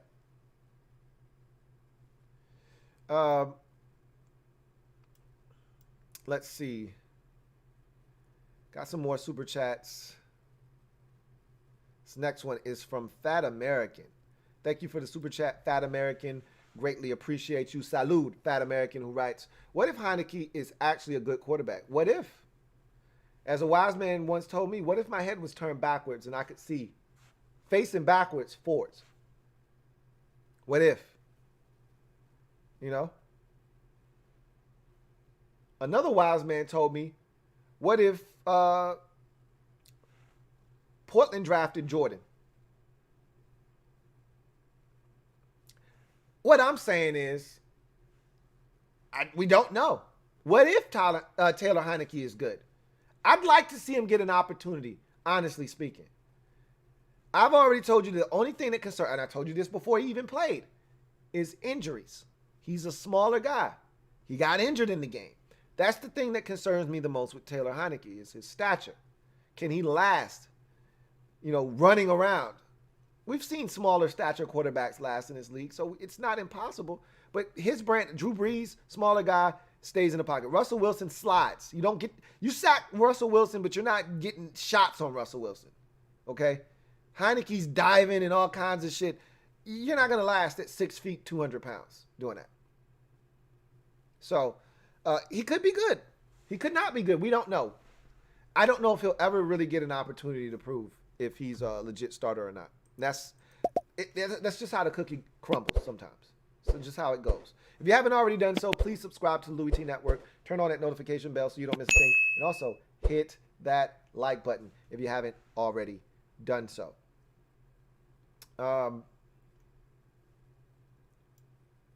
Let's see.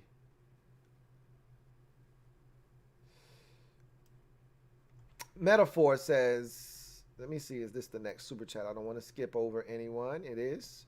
My man Metaphor, 6 super chat of the night. We windshield wiping now. Thank you for the super chat. Metaphor, who writes, if you had 2 picks, Farley or Chris Farley or Zoltan, drink up.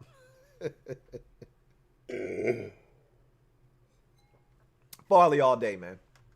Twice on Sunday or Saturday nights. Hey, go ahead. Likely Phenomenon, thank you for the super chat, my man LP. It's been a long time. It feels like it's been too long. Good to hear from you, LP. And says, appreciate your work, man. I appreciate you, LP. I really do. Thank you for all the support over the years.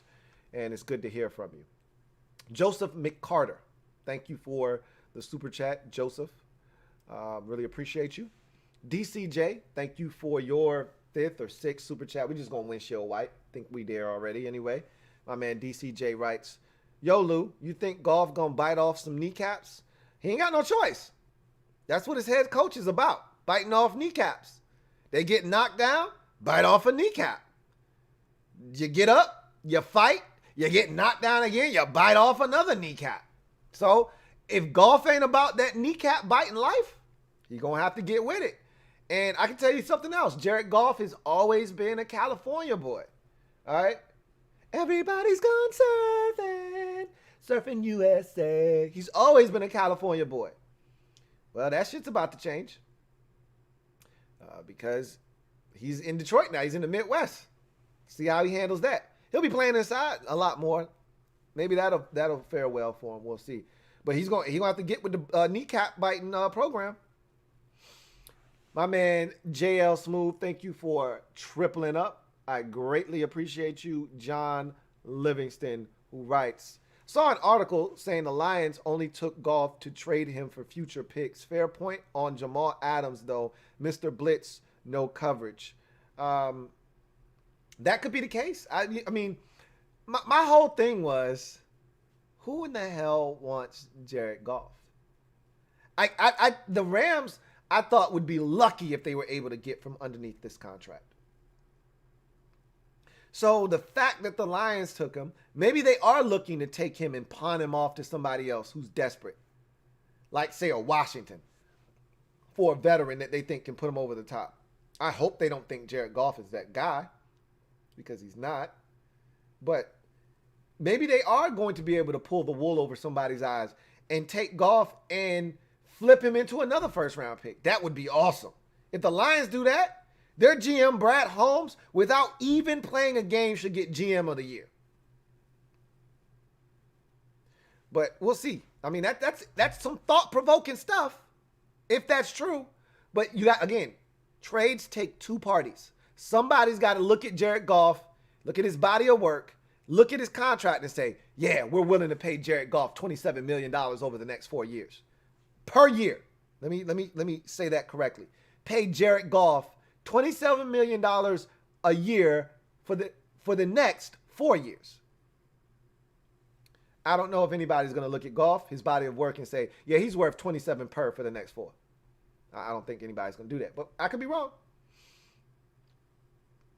Joseph McCarter, thank you for the super chat and thank you for doubling up. Double up. Salute. Joseph McCarter, who writes, what if Stafford's back gives out next year?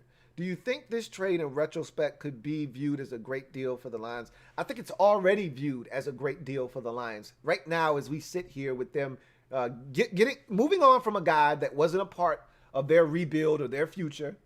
They both acknowledged that. Stafford acknowledged that. The Lions brass acknowledged that. And they agreed to part ways. So how, generally in this league, and it's amazing. That's why the Lions feel like the winner already. Is in this league, when we know, and you know, and everybody else around knows that you're getting rid of this guy, how likely is it that you're going to maximize what you get from this guy? And this is the league that when we know you're going to either trade or release this guy, that nobody's going to give you anything more than a 6th or a 7th round pick. And if you're not willing to take that, then you'll release the guy and he'll end up signing somewhere else. That's what happens in this league. When we know you're desperate, you don't have your back's up against the wall. Unless this is a guy that we don't want exposed to the rest of the league, I want to get my chance to get my hands on him without having to worry about him passing through waivers or something like that. They're just going to let you cut him. They're just going to wait. They like vultures. They're just going to circle around. Hey, we know you ain't got no choice. You already asked him to take a pay cut. He said no. So you're going to release him. So the teams start lining up and circling like vultures, waiting. All right, he's cleared waivers. Let's dive in. So the Lions and Stafford come together. They mutually agree to part ways, and they still get 2 first-round picks with an additional 3rd. It's a hell of a haul for a team, for a league where when we know you got to give a guy up, we use that as leverage against you. They still got 2 1s and a 3. Now, that's partly off the strength of Matthew Stafford and his ability, but still, that's a hell of a haul by the Detroit Lions. So I think it's a win already. If anything were to happen to Stafford and he doesn't play up to the standard that everyone thinks he's capable of, then, yeah, it would add to the luster for the Lions of this trade. But you don't need to see Stafford struggle. If the Lions do some good things with those first-round picks, it'll all work itself out. Like, you don't have to hope that Stafford doesn't play well for this trade to go in the Lions' favor. What you should be concerned about if you're a Lions fan is, what do we do with these first-round picks, that 3rd-round pick? What do we make of these picks? How do we get better from this trade? Like, don't be like the Rams in the Robert Griffin III trade when Jeff Fisher was so worried about trolling us. He sent all the guys that were a part of that trade, and all of them were bums, to midfield for the coin toss. And like a year later, 2 years later, every single one of those guys were out of the league. They had nothing to show for that Robert Griffin III trade, including the number 2 pick in the draft that turned out to be Greg Robinson. That was a bust. So don't be the Rams, get all these picks and don't do shit with them. Make it count. And Stafford's injury history does cause, is something that causes you to pause. I've talked about his ability to play 16 games. 9 out of the last 10 seasons, he's played in all 16 games.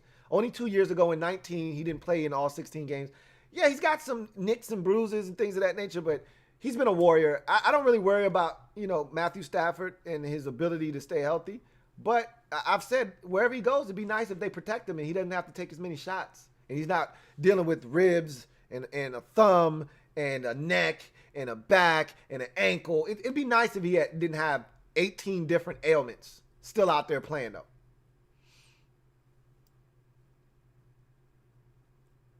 All right. Got another super chat. This one from My man LP, likely phenomenon. Thank you for the super chat. My man LP, doubling up. Double up. Greatly appreciate you, LP, who writes, you inspired me to start my own show on caffeine. Hey, man, I really do appreciate you attributing that to me, but you were ready to do that. You know, you were just trying to find the right time. And if I help push you over the top, I'm glad to hear that, man. But you always had that in you. You were always ready to go. You just probably needed that push. And if I could give you that, great. But I can't take that credit, man. You were able to do that on your own merit, and I hope you have a ton of success. I'm rooting for you. Let's see.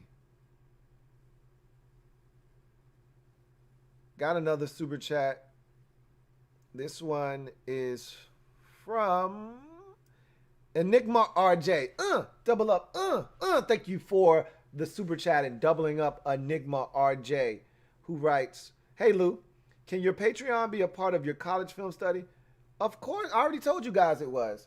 I'm not uploading film breakdown on YouTube. I'm just giving analysis on YouTube. The film breakdown is going to be on Patreon. So if you're looking for college film breakdown of these prospects and why I like this guy or don't like this guy, or why this guy is so highly rated for me and why he's not, or why this guy over this guy, that's going to be on Patreon. So that's, if you're already there, that's what I told you. If you're already on Patreon, stay there because it's going to bleed right into this college film breakdown. And the first one of those hopefully will come this week. If not this week, without question, the following week. And then once we hit the ground, once we hit that first one, we're going to hit the ground running. And they just going to be coming. Bam, bam, bam, bam. And we're going to just keep going, keep going, keep going. So Patreon will be where the film study is. And if you're not on Patreon, you need to get on Patreon. The link is down in the description of this and every single video that I do. Likely phenomenon. Thank you for tripling up. Greatly appreciate you, LP. Really do. My man, likely phenomenon writes, finally, I can talk trade. Lions win hands down. If we draft well, and reports are we still considering drafting Justin Fields or Zach Wilson. And I mentioned this just because they got Jared Goff doesn't take them all the way out of. That's why I said if you're Carolina, you can never be too safe.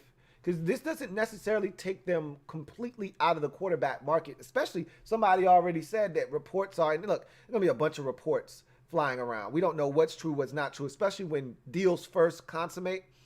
In the first 24 to 48 hours, we get so many erroneous reports because everybody's trying to gain information and they're drawing conclusions that they don't have any facts or proof to substantiate. They're just throwing out a bunch of random stuff. And so some of these talks about potentially flipping Goff for more draft assets down the road, that could all be erroneous. And their GM Brad Holmes could think that Goff is a part of the solution and not just an asset that they got in this trade that they're going to try to move and flip.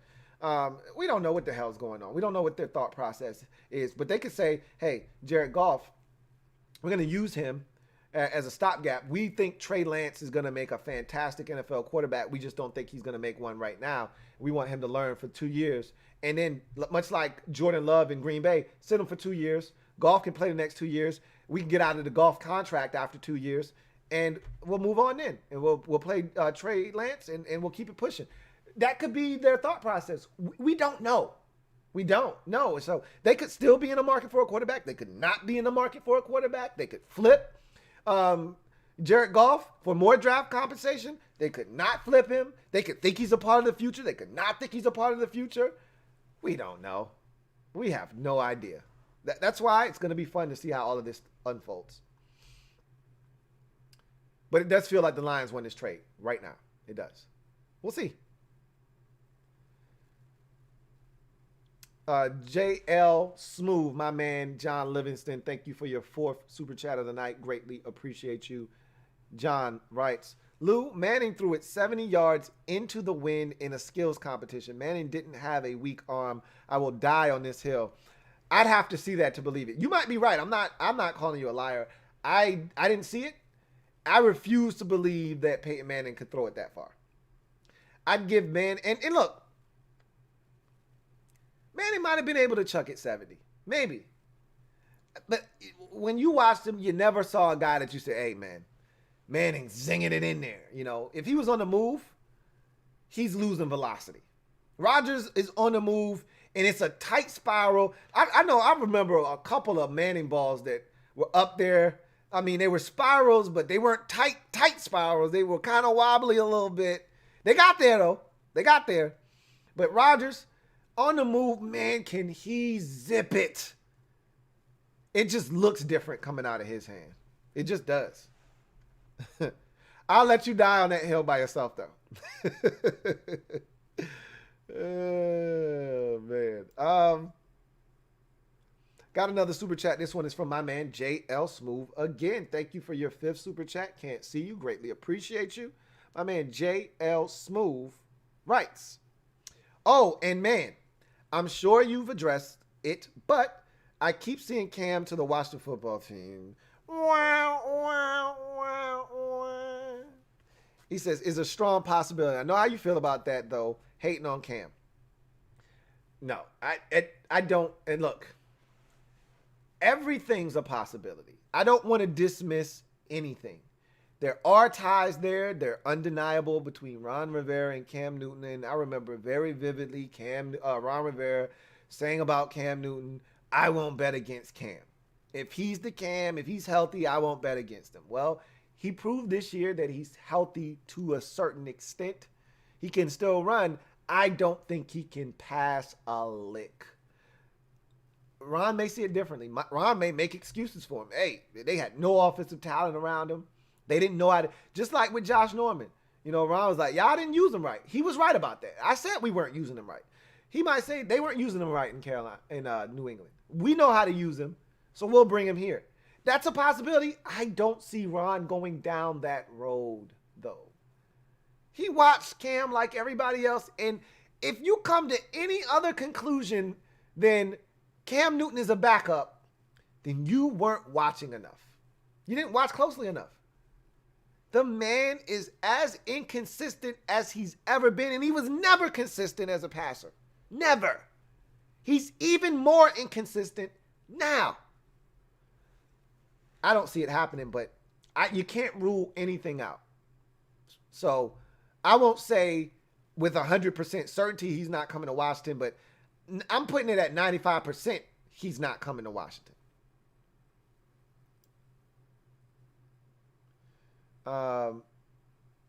DCJ, thank you for, I think it feels like your 7th super chat of the night. Really appreciate you, DCJ, who writes, what is one splash move, either draft or free agency, you feel Washington football team can make? I think that one move is receiver. They can make a splash at wide receiver, and I think they will. They're going to get a veteran wide receiver. I told you, there aren't many things that I can definitively declare this offseason for Washington. I told you one of those things, though, is going to be a veteran wide receiver. I do feel that in my bones. So I've been adamant about that, and as my man JL just said, I'll die on that hill. I'm not moving off of that spot. Fully expect him to get somebody of note in free agency. I may not love the guy, but they're going to do something. And I think they get a linebacker, whether it be free agency or the draft. I think it's more likely the draft than free agency, especially if they stay at 19. There will be plenty of linebackers that fit exactly what they need. I think they do something at linebacker. I think they understand that the linebacker position was a hindrance at times, specifically John Bostic. I think Cole Holcomb is a stud. Love him. Think this defense is totally drastically different without him. With him, they were a much better unit, and I think they know they have to address John Bostic. And I think they'd like to add another weak side linebacker. I don't know if KPL will be back or not. He signed a 1-year deal. They could, go out and get a weak side backer in free agency or not. We'll see. There'll be some middle linebackers available in free agency. Again, I'm not really that impressed with the crop that is going to be available. So I think it's more likely that they address linebacker in the draft. But free agency, I think they go after a wide receiver.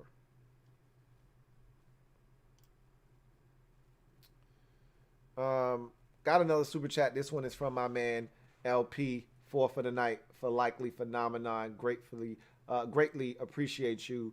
Likely Phenomenon writes, been working hard. Watch the beginning of this video with my fans live on my show. Hey man, I really appreciate you, and I'm glad to hear that, man. Glad to hear that you took that step. You got your stuff off the ground. Now it's all about consistency. Be consistent, and I love it, man. I love to hear it. Love to hear about progress, man. Love it, love it, love it.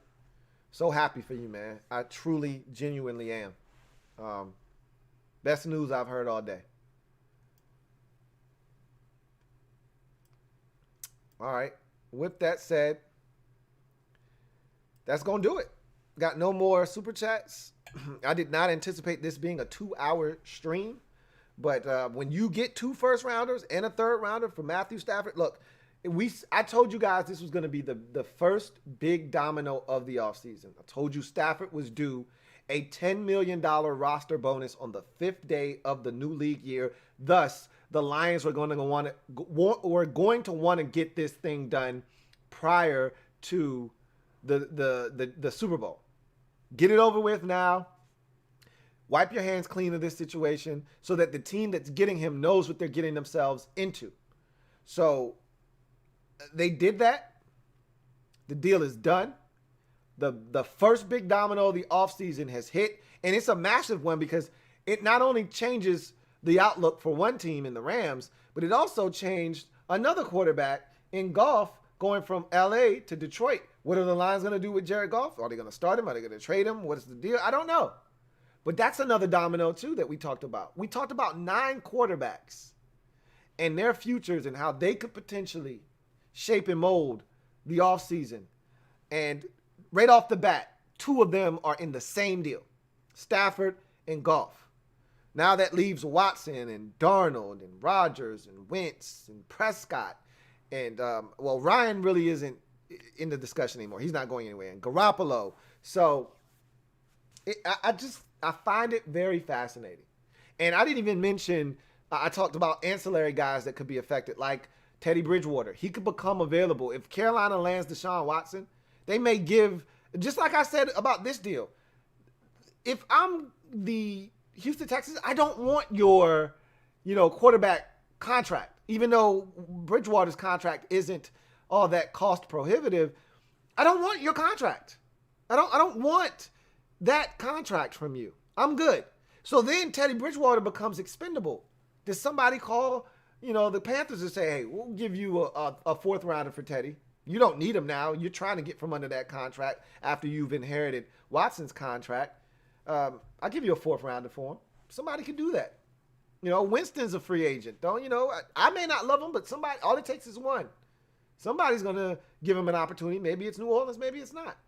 Indianapolis, they're the team that I thought, of all the teams that missed out on this trade, they're the ones that I thought really swung and missed here hard because they were the team that I thought was the perfect fit. Them in New England, but even if the Patriots don't get in on this or any of this, there's still, other outlets that the Patriots can go and try to get somebody. I could even see the Patriots going the Mitchell Trubisky route. It wouldn't shock me if they did something like that. The Colts are ready to win now. Like they can't afford a step back. They can't take a flyer on a Mitchell Trubisky.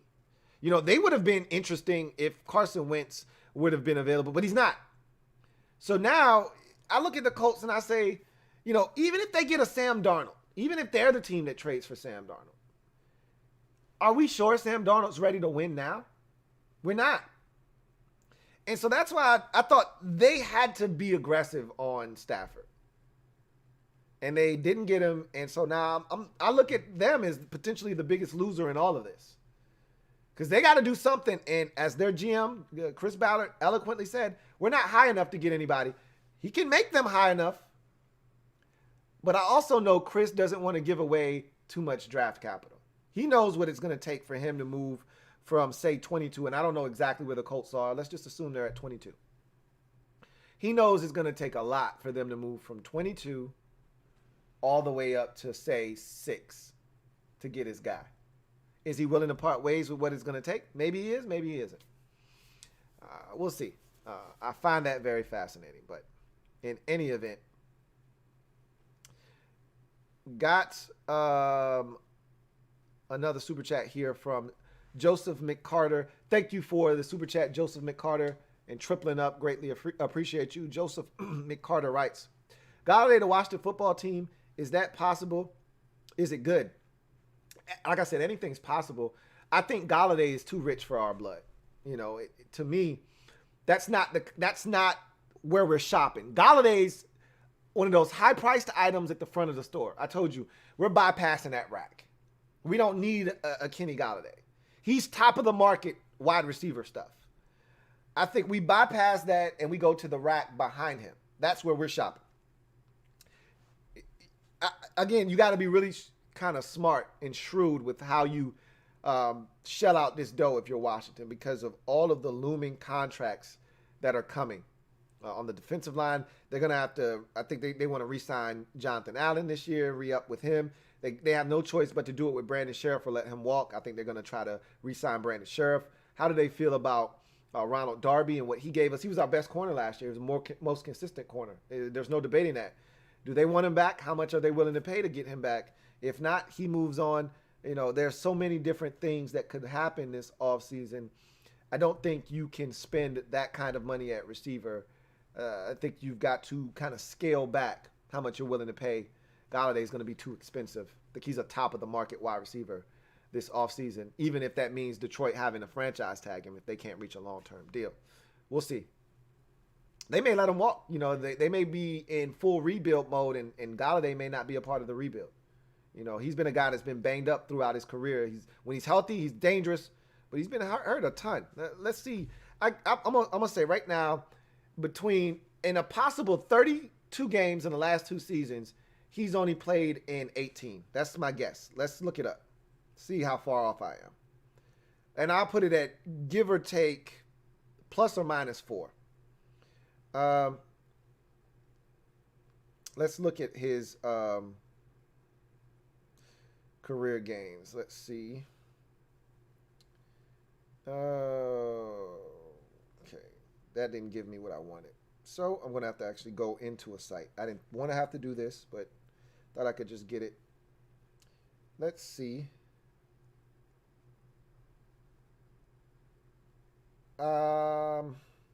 Yeah. I was wrong, but I said plus or minus 4. I said 18. I set it at 18. He played in 21 games the last 2 seasons. 16 this year, or last year, 5 this year.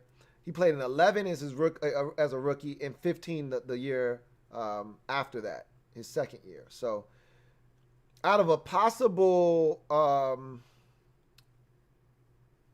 64 games, he's played in 47, started 39. So it's not terrible, but if you're going to pay a whole hell of a lot of money, I need you to be healthy. So that's something to keep in mind with him as well. John Livingston, my man JL Smooth, thank you for your, I think we on 6 now, super chat of the night. JL Smooth writes, the skills comp is on YouTube, and I exaggerated a tiny bit. It was 60. I mean, still, that's a hell of a lot. It's a hell of a pass. 68 yards is still a hell of a long way, but it was still into the wind, not a weak arm. Manning over Rodgers, brother. Again, I'm going to let you die on that hill by yourself. You're not the only one that thinks Manning is the best quarterback you've ever seen. You're not alone in that.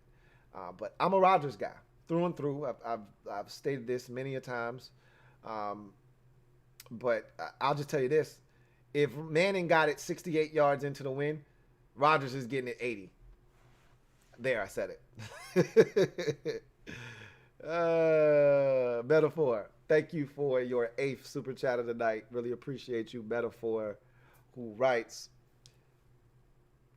breaking news, Schefter, Cam Newton coming to Washington football team. Yeah, right. I can tell you this. And I'm looking just to make sure. But I know y'all be trying to troll me sometimes. Y'all would have been going crazy in the comment section if that happened. It's not happening. I don't see it happening. And they don't have to do that now. First of all, Cam is not a free agent now. He's not a free agent until the start of the new league year. So nobody's being signed right now. So even if that were the case, that can't happen now. And Washington doesn't have to do anything now. They don't have to commit to anybody now. It's early in the offseason, and they've got all offseason long. Because trust me, nobody's beating down Cam Newton's door to sign him. He'll be available in July before teams meet for training camp. So if you want to sign Cam Newton, you can sign him in July. He'll be available, just like he was this past year. When did he get signed? In May, June, or July, somewhere in there. He didn't get signed until late in the game. Let's see. Cam Newton signs with Patriots. Let's see when that happened. June 28th. So, yeah, he signed in June. He'll be available in June, more likely than not, again. So, they don't have to do anything. And I knew you was kidding. I looked just in case, but he's not a free agent yet, so they couldn't sign him even if they wanted to. That he won't become an official free agent until March. DCJ, thank you for the super chat. Greatly appreciate you. 7th super chat, might be 8th. DCJ writes, the disrespect. Y'all don't give my man Dan Marino. Look, I told you of this generation. Dan was in a past generation. I acknowledge Dan Marino was one of the greatest pure. You talk of pure passers of the football. Dan Marino might be the best ever. You know, he goes down as one of the best to stroke it. Dan was the man. All right, Dan could throw it with the best of them. Nobody's debating that. Nobody's trying to downplay Dan Marino and what he was able to do in his career. Dan wasn't a tremendous athlete. He was an athlete coming out of Pitt. But Dan Marino was a pocket passer. You know, Aaron could do it on the run. You know, Dan was dropping back and slinging it. So, and Aaron could do that too. And so, again, different generations, different game.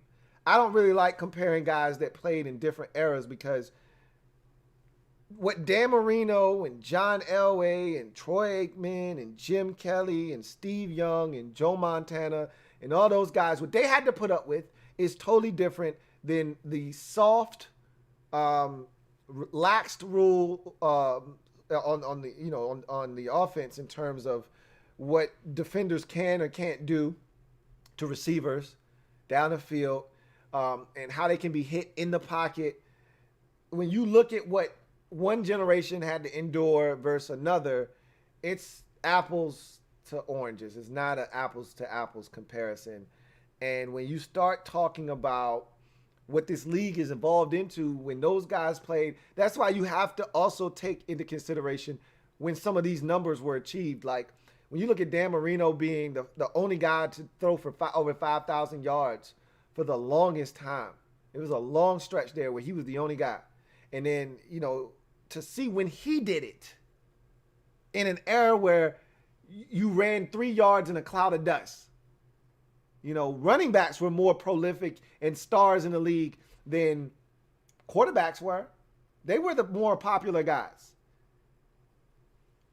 To see how he did it, when he did it, and look at the guys now, you say, shit, well, what would Dan have done? Would he have thrown for 6 bills in today's NFL? I don't know. It's hard to say. But, no, I respect Dan. Trust me. He's on, he's on a short list. I don't know who my Mount Rushmore of quarterbacks would be. He'd probably be on it, honestly speaking, because I didn't see Sonny Jurgensen or Sammy Ball or any of those dudes. He probably would be on my Mount Rushmore. Steven Montez, thank you for the super chat. Greatly appreciate you. Salute, Steven, who writes, I think Washington can really get Deshaun Watson. I think Houston is set on trading him to the NFC, but we're going to have to give up Sweat. I don't think they are dead set on trading Deshaun Watson at all. Again, they may not have any choice. They may ultimately be forced to trade him because he doesn't want to play for them. But as I've mentioned to you guys numerous times, they don't have to do anything. If they decide, hey, Deshaun, is us or nobody, what is he going to do? Retire? Okay, go ahead. Should you ever decide you want to play, guess what? We'll be waiting. Ding! They could play hardball. He could play hardball. We'll see how it ends. He wants to play football. So, again, you could talk about Washington, wanting Washington to trade for him and thinking is Washington going to give up 4 first-round picks? Is Washington going to give up 3 in Montez Sweat, which essentially is 4 first-round picks? Because Montez Sweat is a first-round pick and he's on a rookie contract? I don't see that happening. I don't. So, we'll see. I doubt it. I told you, I thought that Stafford was more attainable and more realistic for Washington than Watson.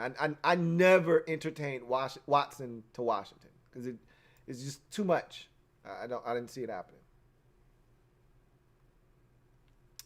Anyway, that's going to do it for me, your man, Louie T. I thank you guys once again for the support and chopping it up with me on a Saturday night. Look, it's a lot of things you could be doing on a Saturday night. I had no intentions on jumping on here and going live. Didn't know this was going to happen. I was watching Lakers Celtics. I was watching Caleb Plant on Fox beating up on Caleb Truex.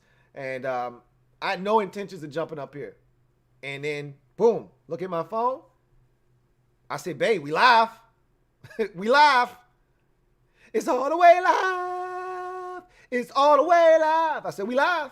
Here we go. Stafford. First domino. And y'all chopped it up with me for, a 2-hour and 30-minute stretch here. So I really appreciate y'all, man. But that said, I'm going to go ahead and get out of here. Please like the video if you haven't already done so. It's 450 of you out there, only 287 likes. Let's get it to at least 300 if we can do that. I really appreciate that. So with that said, I thank you guys for joining me. One more time to recap before we get out of here.